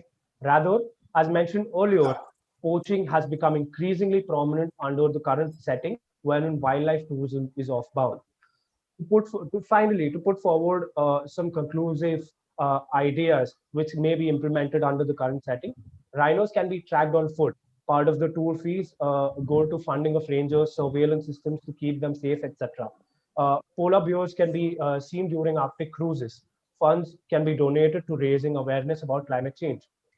Sea turtles can be tracked in the company of local organizations that carry out beach patrols and protect nests, and while also carrying out workshops with the local communities to raise awareness of the need to protect the turtles. Orangutans can be seen during tours at Borneo, where you can track them in the wild, visit a rehabilitation center, and take part in a tree planting project, which aims to increase their dwindling habitat. The opposition needed to mention these points while the debate has primarily been driven towards focus sectors or species such as tigers and elephants, whereas there is so much more that the nature has to offer under the current setting, and that is something that we should not forget, and that is something that we wish to be grateful for. Thank you. Thank you for your time. Thank you very much for your concluding remarks. And we go back to Ms. Singh to speak for the motion, please. You have 2 minutes. Yes, sir. So the continuing worldwide growth in tourism means that wildlife watching tourism is also expected to increase, and therefore it is likely to lead to more pressure on existing wildlife watching sites and the animal populations and habitats. It will also lead to development of wildlife watching activities in new areas and for new species. Therefore, without proper and effective management and protection, these pressures will destroy the very things that people value and which are the key assets for tourism. These dangers arise because animal population cannot cope indefinitely with increasing visitor numbers. However, today we see that most wildlife watching guidelines are actually based on attempting to minimize the most visible stresses that is being caused to animals. For example, too many tourists or too much feeding or contact with tourists. And however, understanding of the whole effect of wildlife tourism is still quite limited, even for the big cats, whales, and dolphins, and some bird species which have been the subject of most research. Recent research, for example, have started to show that significant differences arise among even similar species in terms of how they respond to tourism. For example, there are large biological and behavioral differences between lions and cheetahs, or large whales and small whales. So this means that wildlife watching codes developed for one species cannot be assumed to be appropriate for other species within the same group. Therefore, it is very, very important now to use adaptive management approaches with continuous monitoring and evaluation of tourism and its effect on wildlife to check whether the objectives set in the plans are being met. And if they're not being met, then management actions need to be adjusted to meet the planned objectives. This approach will enable continuous improvement in the management actions for conservation based on lessons learned from day-to-day management experiences. Thank you. Thank you, Ms. Singh. Very good. We're going to go now against the motion. Concluding remarks from Mr. Kumar, please. Thank you, Chair. Responsible tourism is the key for support and funds for conservation, and to a certain extent, also protecting the land that comes under the wildlife areas.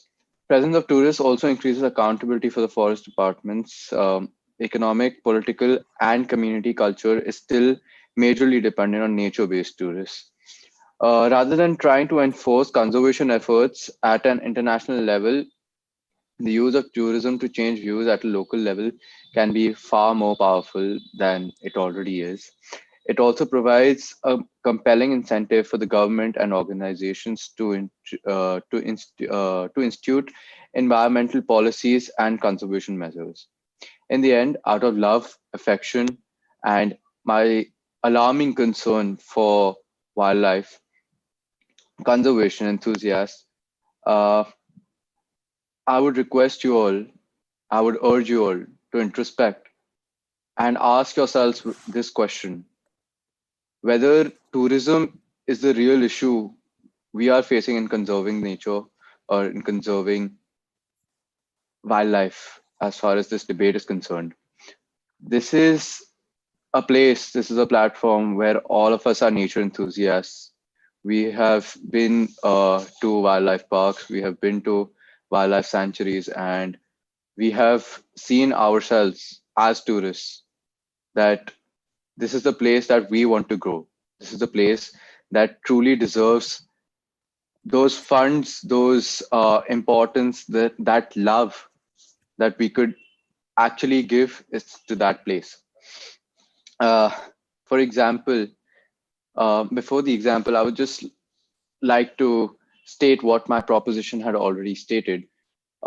If we agree to the proposition for once, then it seems like we're just talking about how funds are very important for conservation, and we are overstating this fact.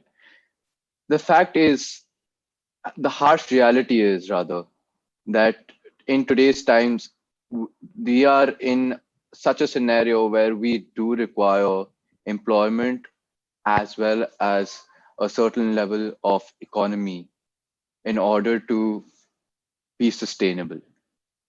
During the entire COVID pandemic, there was not a single person who wasn't trying to have an income without being unemployed from a place. Everybody was looking for sources of income. Is that not? I'm not a money-minded person, and neither are any of you. But at the end, it does matter. And the place where we can generate it from towards very noble cause is tourism. Thank you. Thank you very much, Mr. Kumar. Concluding for the motion, we have Mr. Madikar, please. Yes, sir. Various questions raised by our team members, such as illegal tourism, exploitation of animals, unethical treatment to animals, physiological and psychological effects of tourism activities, livelihood alternative to local community, which is not engaged in tourism, has not been satisfactorily answered by our honorable opposition.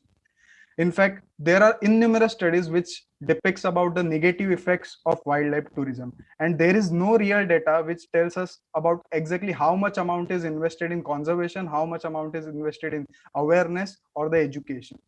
So tourism development has often been regarded as an effective strategy for poverty reduction and sustainable livelihoods. However, tourism triggers transformation of traditional livelihoods and complete dependence on tourism-based income.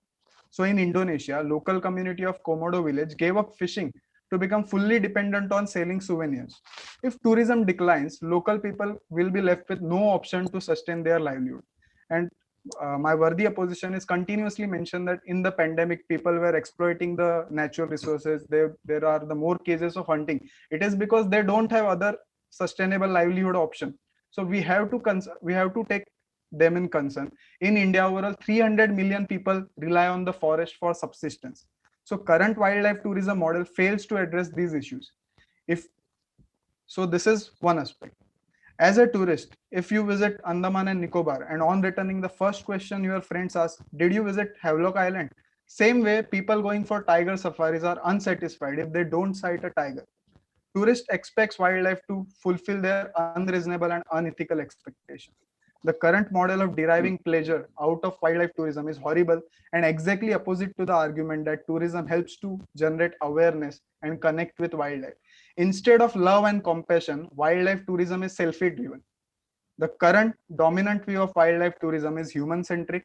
It ignores the wildlife outside the protected areas, which is much larger than the protected area, and focuses on the limited number of species.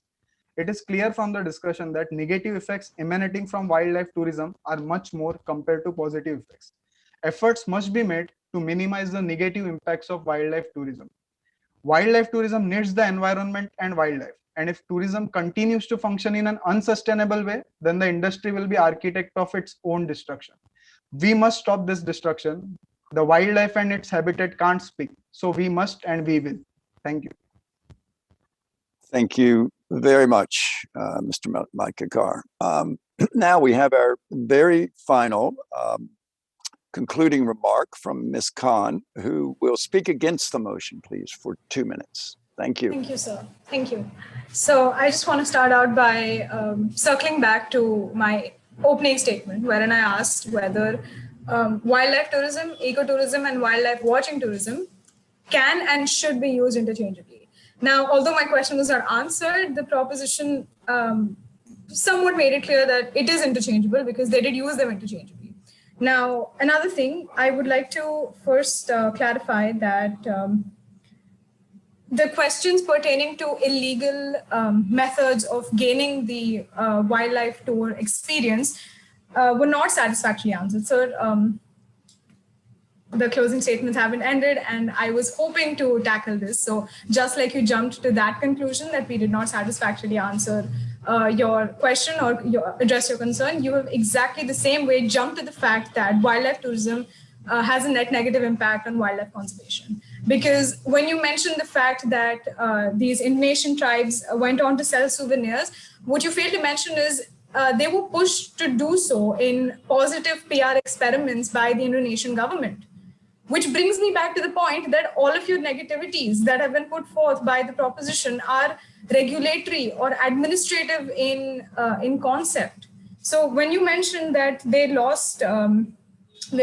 would be losing a large part of their monetary gain just because they're selling souvenirs and they've gone off of fishing, that is as much the fault of the government that enforced this onto these tribes as it is the tribes for accepting this as just a face reality. Another thing is that you mentioned that tourism may not bring forth love and compassion. What tourism actually does is it sensitizes and reinforces the need for conservation funding it. Multiple tour guides, when you go to vast majority of natural sanctuaries, they'll show you the borders of whatever reserve they have. They'll show you, okay, that's where the wall is and that's where the reserve ends, which is a subliminal indication that if you've been to another one, you could subconsciously compare whether or not it is of the same, as you rightly mentioned, like it becomes a point of, what was the word that you used? They become disappointed. They're disappointed if they do not see a tiger when they go to Corbett. Is that really the fault of tourism, or is it the fault of these expectations that are imposed upon us by, again, a PR mechanism, which brings us circling back to the initial point that we made, that everything that has been stated as negative impact has been a regulatory failure, an administrative failure, or just something that humans use as a PR model.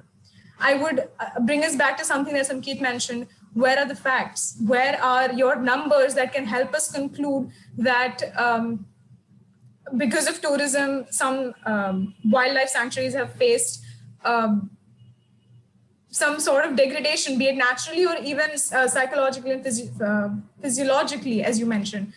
We need to see the stats. And unfortunately, numbers speak. I have to say, thank you. Thank you very much, Ms. Khan. That concludes all of our remarks. And I'd just like to congratulate all of the debaters. This is a very hard call. Right now, I'd like to ask the audience to vote first. And I just make an interjection from the chair, is that the debaters have proved and demonstrated one of the primary objectives of this debate is that civil discourse, well-founded in logic and cleverly, strategically presented, is what we need in our world, not the polarization. So I want to thank all of the debaters, and I'd like to ask the audience to vote. Dr. Panja, could you make any remarks as for the audience on the voting, please? Yes, thank you, Mr. Vance Martin. Thank you, Chair. We will now have the audience poll, and it'll be your time, the audience, it'll be your turn to share your opinion on which team made the most convincing points. So a poll will appear as a pop-up window on your screen, okay? You must vote for, that is I agree, or against, that is I disagree, the team which presented the most convincing arguments. It's not on the proposition statement or the opposition, it's about the team. Which team, according to you, made the most convincing arguments? Until you vote, the window will not leave your screen. And I can say that, of course, we had a very balanced debate, but we are very happy to hear both the teams. So audience, it's now your turn. Please vote for the team which made the most convincing arguments, not against the sentence, or not for or against the sentence or the proposition or the motion.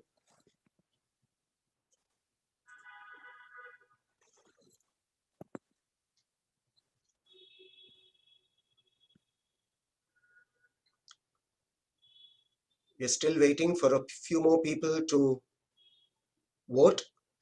Please do not write in the chat box regarding the voting. You have your screen in front of you. You can vote there.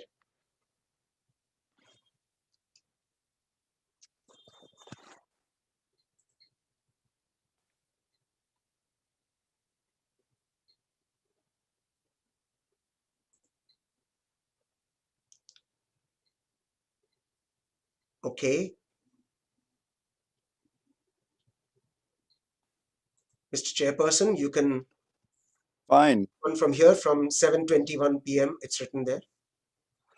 7:20. Okay. Now the results of the audience poll. Is that correct? Yes. And just where do I find that, please? Was that? I'm sorry. Yeah, Dr. we are just getting in the result. Okay. Yeah. And where do I find that? It'll pop up on the screen. Oh, pop up. Yeah. Amazing. From LA to India, this has been seamless. Vance, wouldn't you agree that it would be wonderful if Fox News and CNN debates were as organized? Or for that matter, NDTV and Republic TV could be so wonderful. Speakers Yeah. wonderful as these young people here. I think all of our teams need to invade, take over, and control our mainstream media. 98% have voted already. Okay.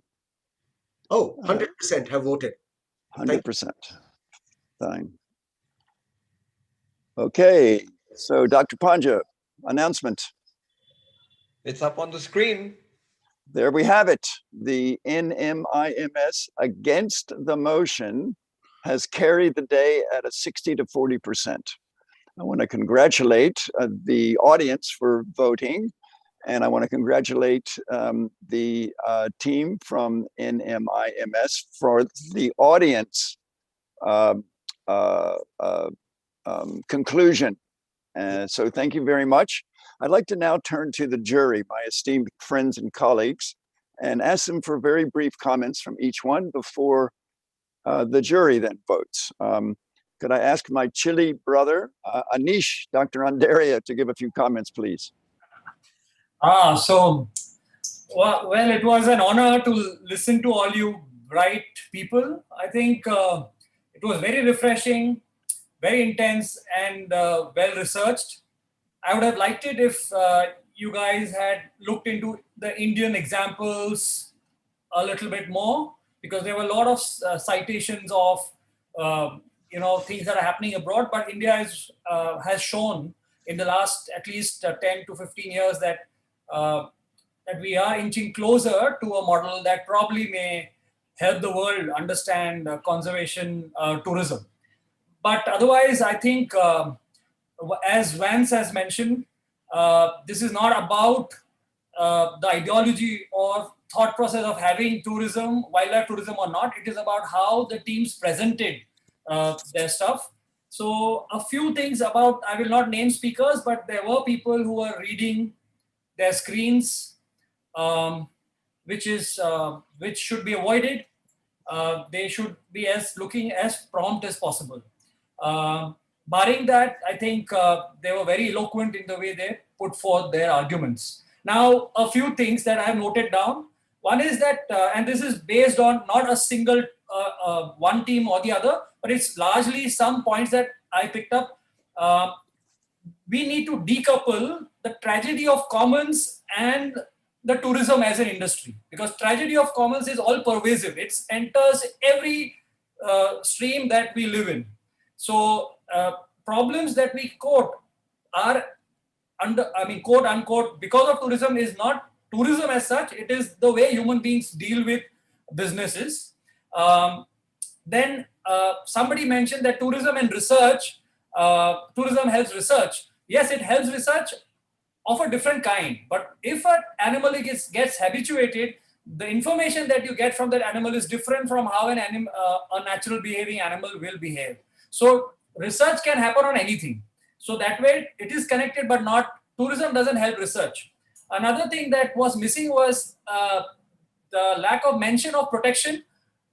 That's a different argument, but tourism, people think, came first and then came the wildlife protection, but actually it's the other way around. The government decided to protect wildlife in some areas where the government was successful.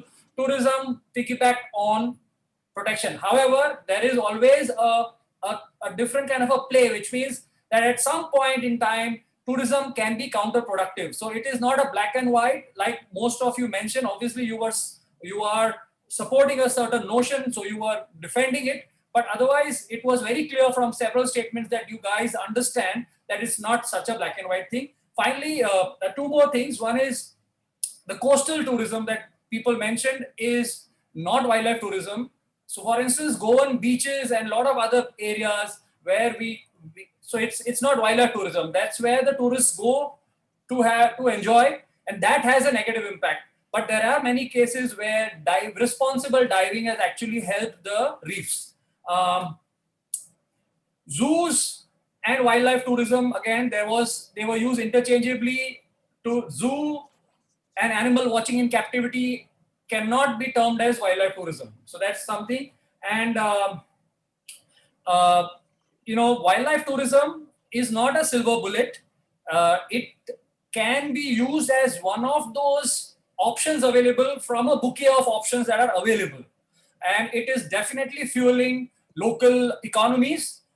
However, there is always that tug of war between the tragedy of commons that plays in our head and what happens on the ground. So one last statement is that tourism, if it is planned, and when tourism happens, the regulations have to be put in place before it goes out of hand. What we are talking of are areas which became popular without any regulation, and now it is like a demon trying to consume the very animals that are living there. So tourism can be responsible, but it should start as a precursor to opening up a landscape. Thank you so much, and I really enjoyed it. Keep it up. Thanks. Thank you, Anish. Thank you very much. Very comments from great experience. Thank you. Could I ask Belinda, my dear friend, please, comments? And if you would unmute, please, it would be even better. Thank you. It's always very difficult to follow Anish because he sort of covers everything. It's marvelous.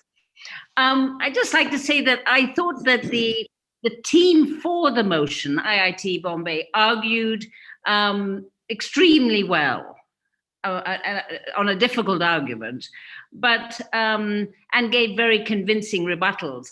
But I was a little bit concerned by some of the facts and figures that they put forward for their argument.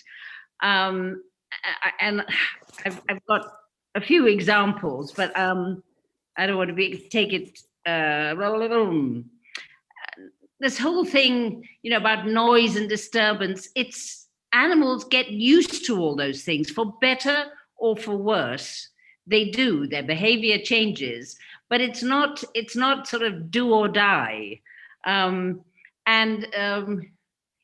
sitting here on the edge of a tiger reserve, and the noise from the villages, for instance, is huge. We have these villages, 40% tribal community, and at the moment it's the wedding season. And you will not believe it. There'll be the most unbelievable noise coming from the villages, and there'll be leopards and tigers walking by. So this has been going on for a very long time. I admit that there's more loudspeakers when there's electricity, but I think it was Aditi that talked about fixed return bonds, and that's there'll be a very, very long time before something like that can happen. I mean, there's farming villages, quite prosperous farming villages here. And not one single person in this quite large village has a bank account because they don't trust banks. So, you know, there's all sorts of wonderful different things that, you know, one can approach. And Aparajita, a lot of the things that she said were brilliant, like trash and all these. But that can all, you know, they need to be controlled. We need, Africa is way ahead of what we're doing, sadly. I was just reading something that a friend of mine had sent, and wildlife tourism in Africa generates $50 billion a year. And most of that goes to support local people. So we haven't got there yet. And we've, you know, truly responsible, diligent tourism. You know, I'm quite pro what the For the Motion people were arguing, but it still eludes us. But it's still there. We can do it. I'm convinced of that. Okay. Thank you, Belinda. Thank you very much. Slight comment that 50 billion was prior to 2020, sadly. And lots of problems because of that. Yeah. Yes, indeed. But thank you so much. Okay, my sister Cara, where are you? There she is. Please unmute and let's hear your remarks, please. If you would unmute, it would be super. Can you hear me? Thank you. Perfectly. All right. Thanks, Nance. You know, right at the beginning, before we started the debate, I mentioned to you that I'm coming in ready to be convinced. I can assure you that I have received no clarity on this proposition. And I think that's testament to the fact that both teams were well matched and presented their points very well. I do agree with Anish. I think I really missed hearing about local case studies and local examples. We have so many to choose from for both sides of the argument, and I think they could have really strengthened the discussions. I also think there was the potential to talk about rewilding over here, and you know very well, and as you advocate for, rewilding is going to be key to existence in the years to come. And I think that was a missed opportunity for the team arguing for wildlife tourism. Overall, it was really interesting. There were some facts. There were some points that were brought up that I really enjoyed. I liked that Xizhan gave the vaccine example when talking about regulation, not bans. I like that Ajinkya talked about the disruption of social fabric and the pockets of prosperity that you know, tourism can create, and the kind of issues that can arise in local communities. I do think that was glossed over a bit, our talk of local communities and the part that they play in tourism and conservation. But overall, it was very interesting. I'm not yet sure who was going to get my vote, but thank you to all the speakers for putting forth their arguments. Thank you, Cara. Thank you very much. Okay, we're going to go now to comments from Paella Mehta, please. Paella. Hi, everybody.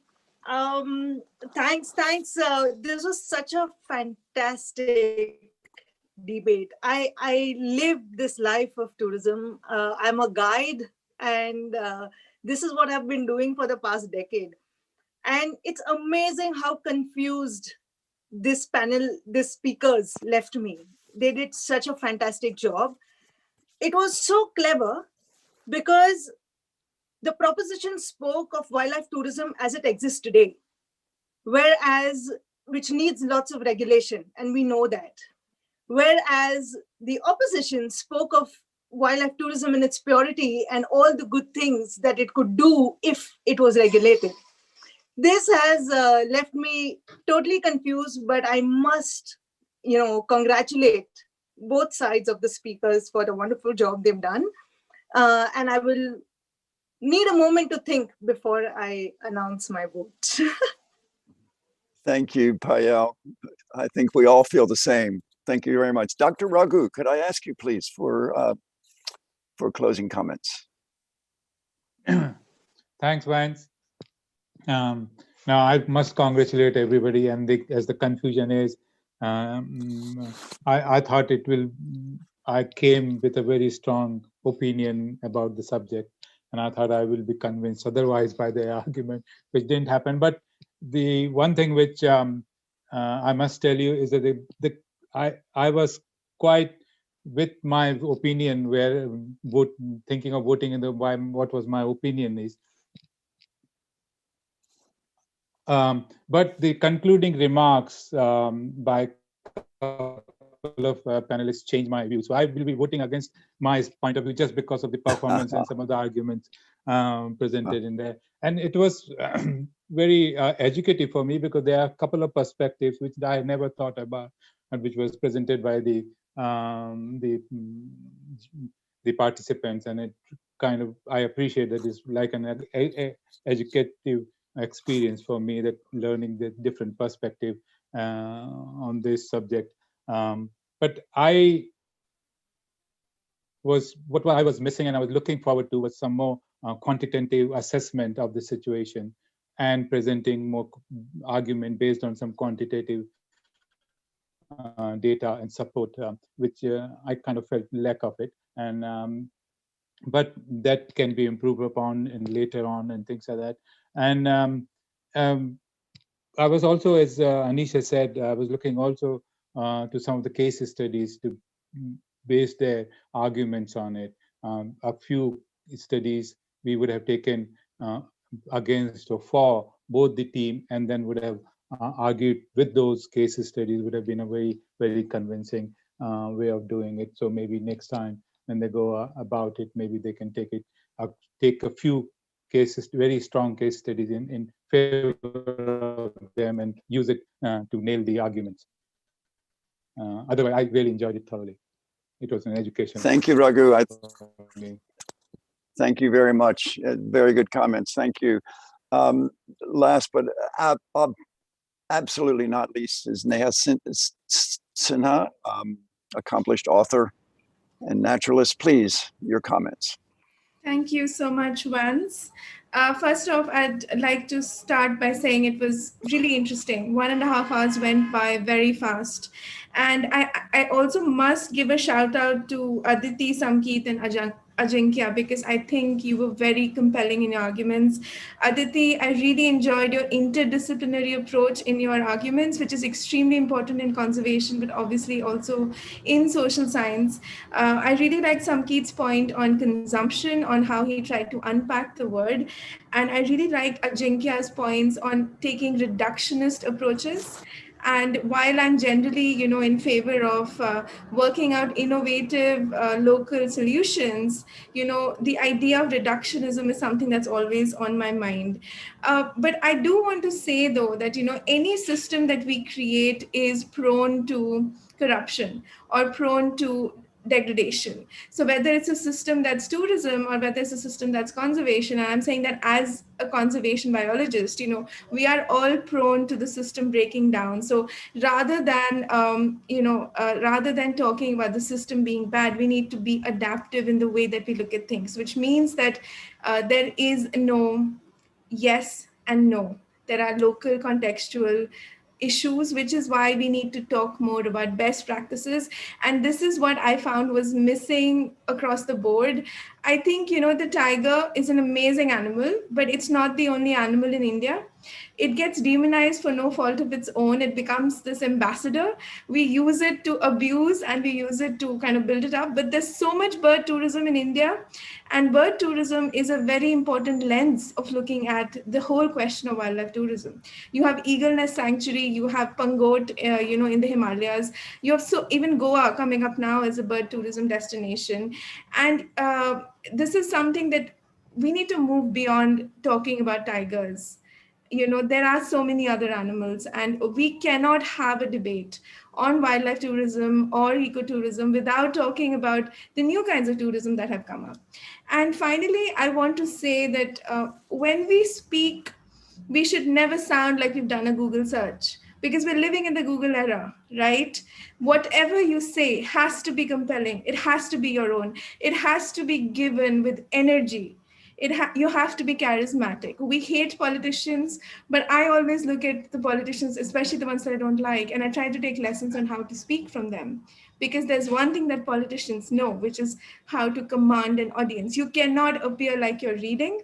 You cannot appear like you are giving 5 points you found on Google, because everybody has Google. What makes you different? And this is not just for a debating competition, it's for life itself.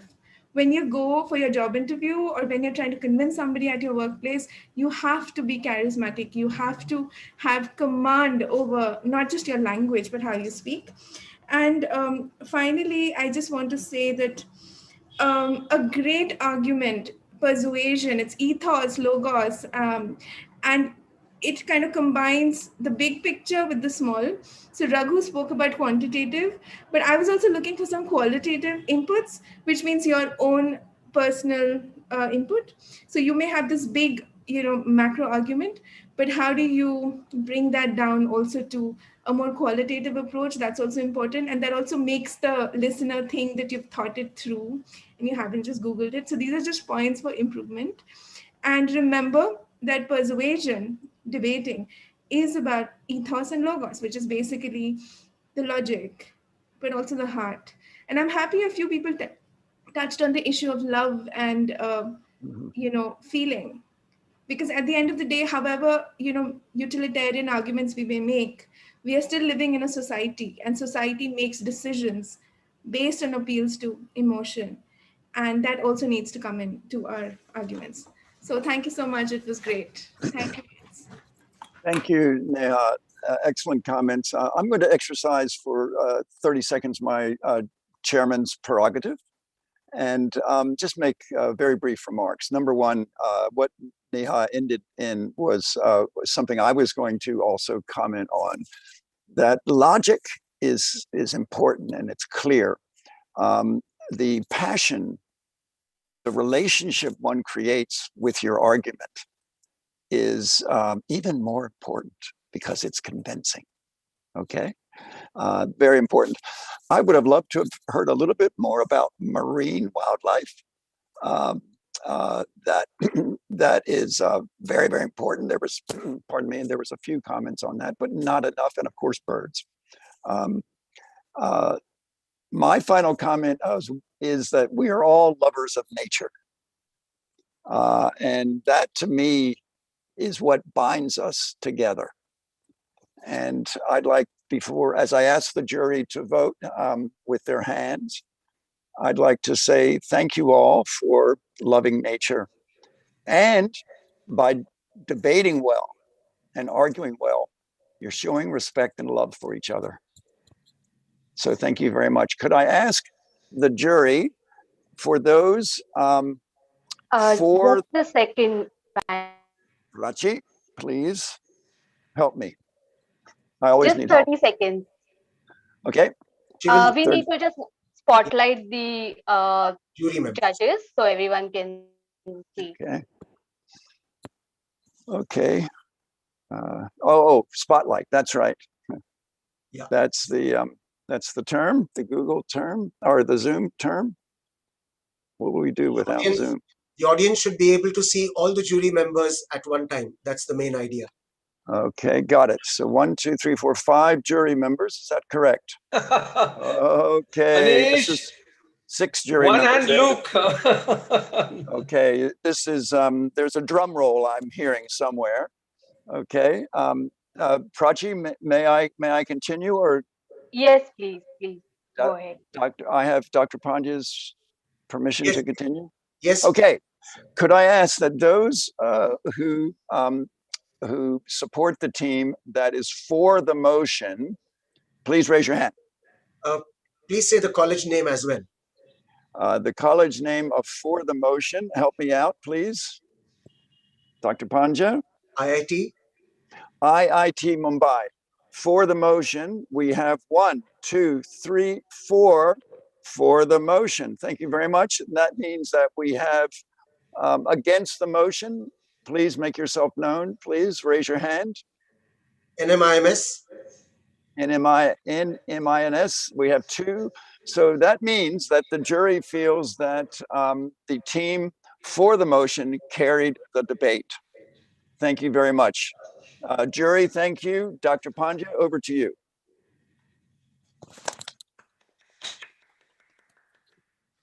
Thank you very much. Thank you, Chair. Thank you, the entire audience. It was lovely, and I don't want to reiterate all that the jury members have already said, but please go on to the top, and in the view, you can put on gallery view so that you can see. Everyone is requested to please switch on your cameras so that all the participants, the audience, everybody can be seen. Since the jury has more weight, we will now take it for granted that the winning team is therefore the IIT Bombay. Okay, and I'm sure you all know that the winning team will be getting the full set of coffee table books for their library and all guidebooks from Sanctuary Nature Foundation. The second team, that is the NMIMS, will be receiving all the coffee table books and the e-magazine subscriptions, and all the other participating teams will also get the e-subscription magazines from Sanctuary and Cub. But I'm sure you will appreciate that the most interesting prize that the winning team will get is 2 members of the winning team will get to intern for 2 months with Carbon Copy, and the other 2 members, including the supporter who was there or the standby team participant debater. So that is 4, because we don't want to demean or have a derogatory member. All of them have done well and they have supported each other very well. So the other 2 members will be going with Morningstar for a 2-month internship.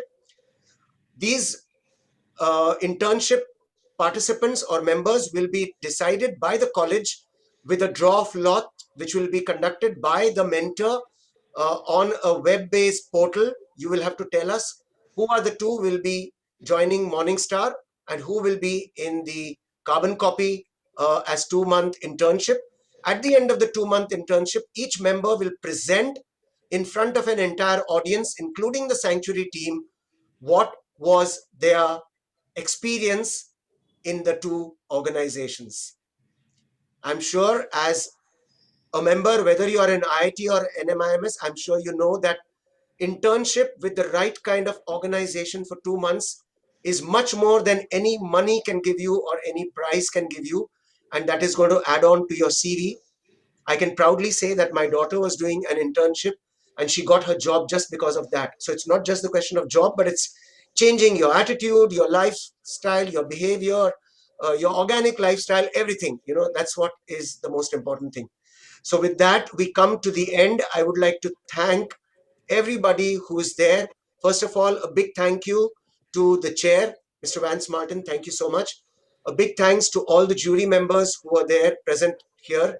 Debaters, you've done extremely well. You have really confused the jury members themselves with your arguments. And I'm sure all of us are in that state of confusion. A big 3 cheers to the audience and the mentors and all of you who have made this a success. Thank you so much for being here. And thank you. Have a good night. Shabba khair. Thank you. Bye-bye. Thank you. Bye. Bye-bye. Thank you, everyone. Thanks, everyone. Bye, everybody. Wonderful, wonderful, wonderful debate. Thank you, everyone. Bye, everyone. Thank you so much.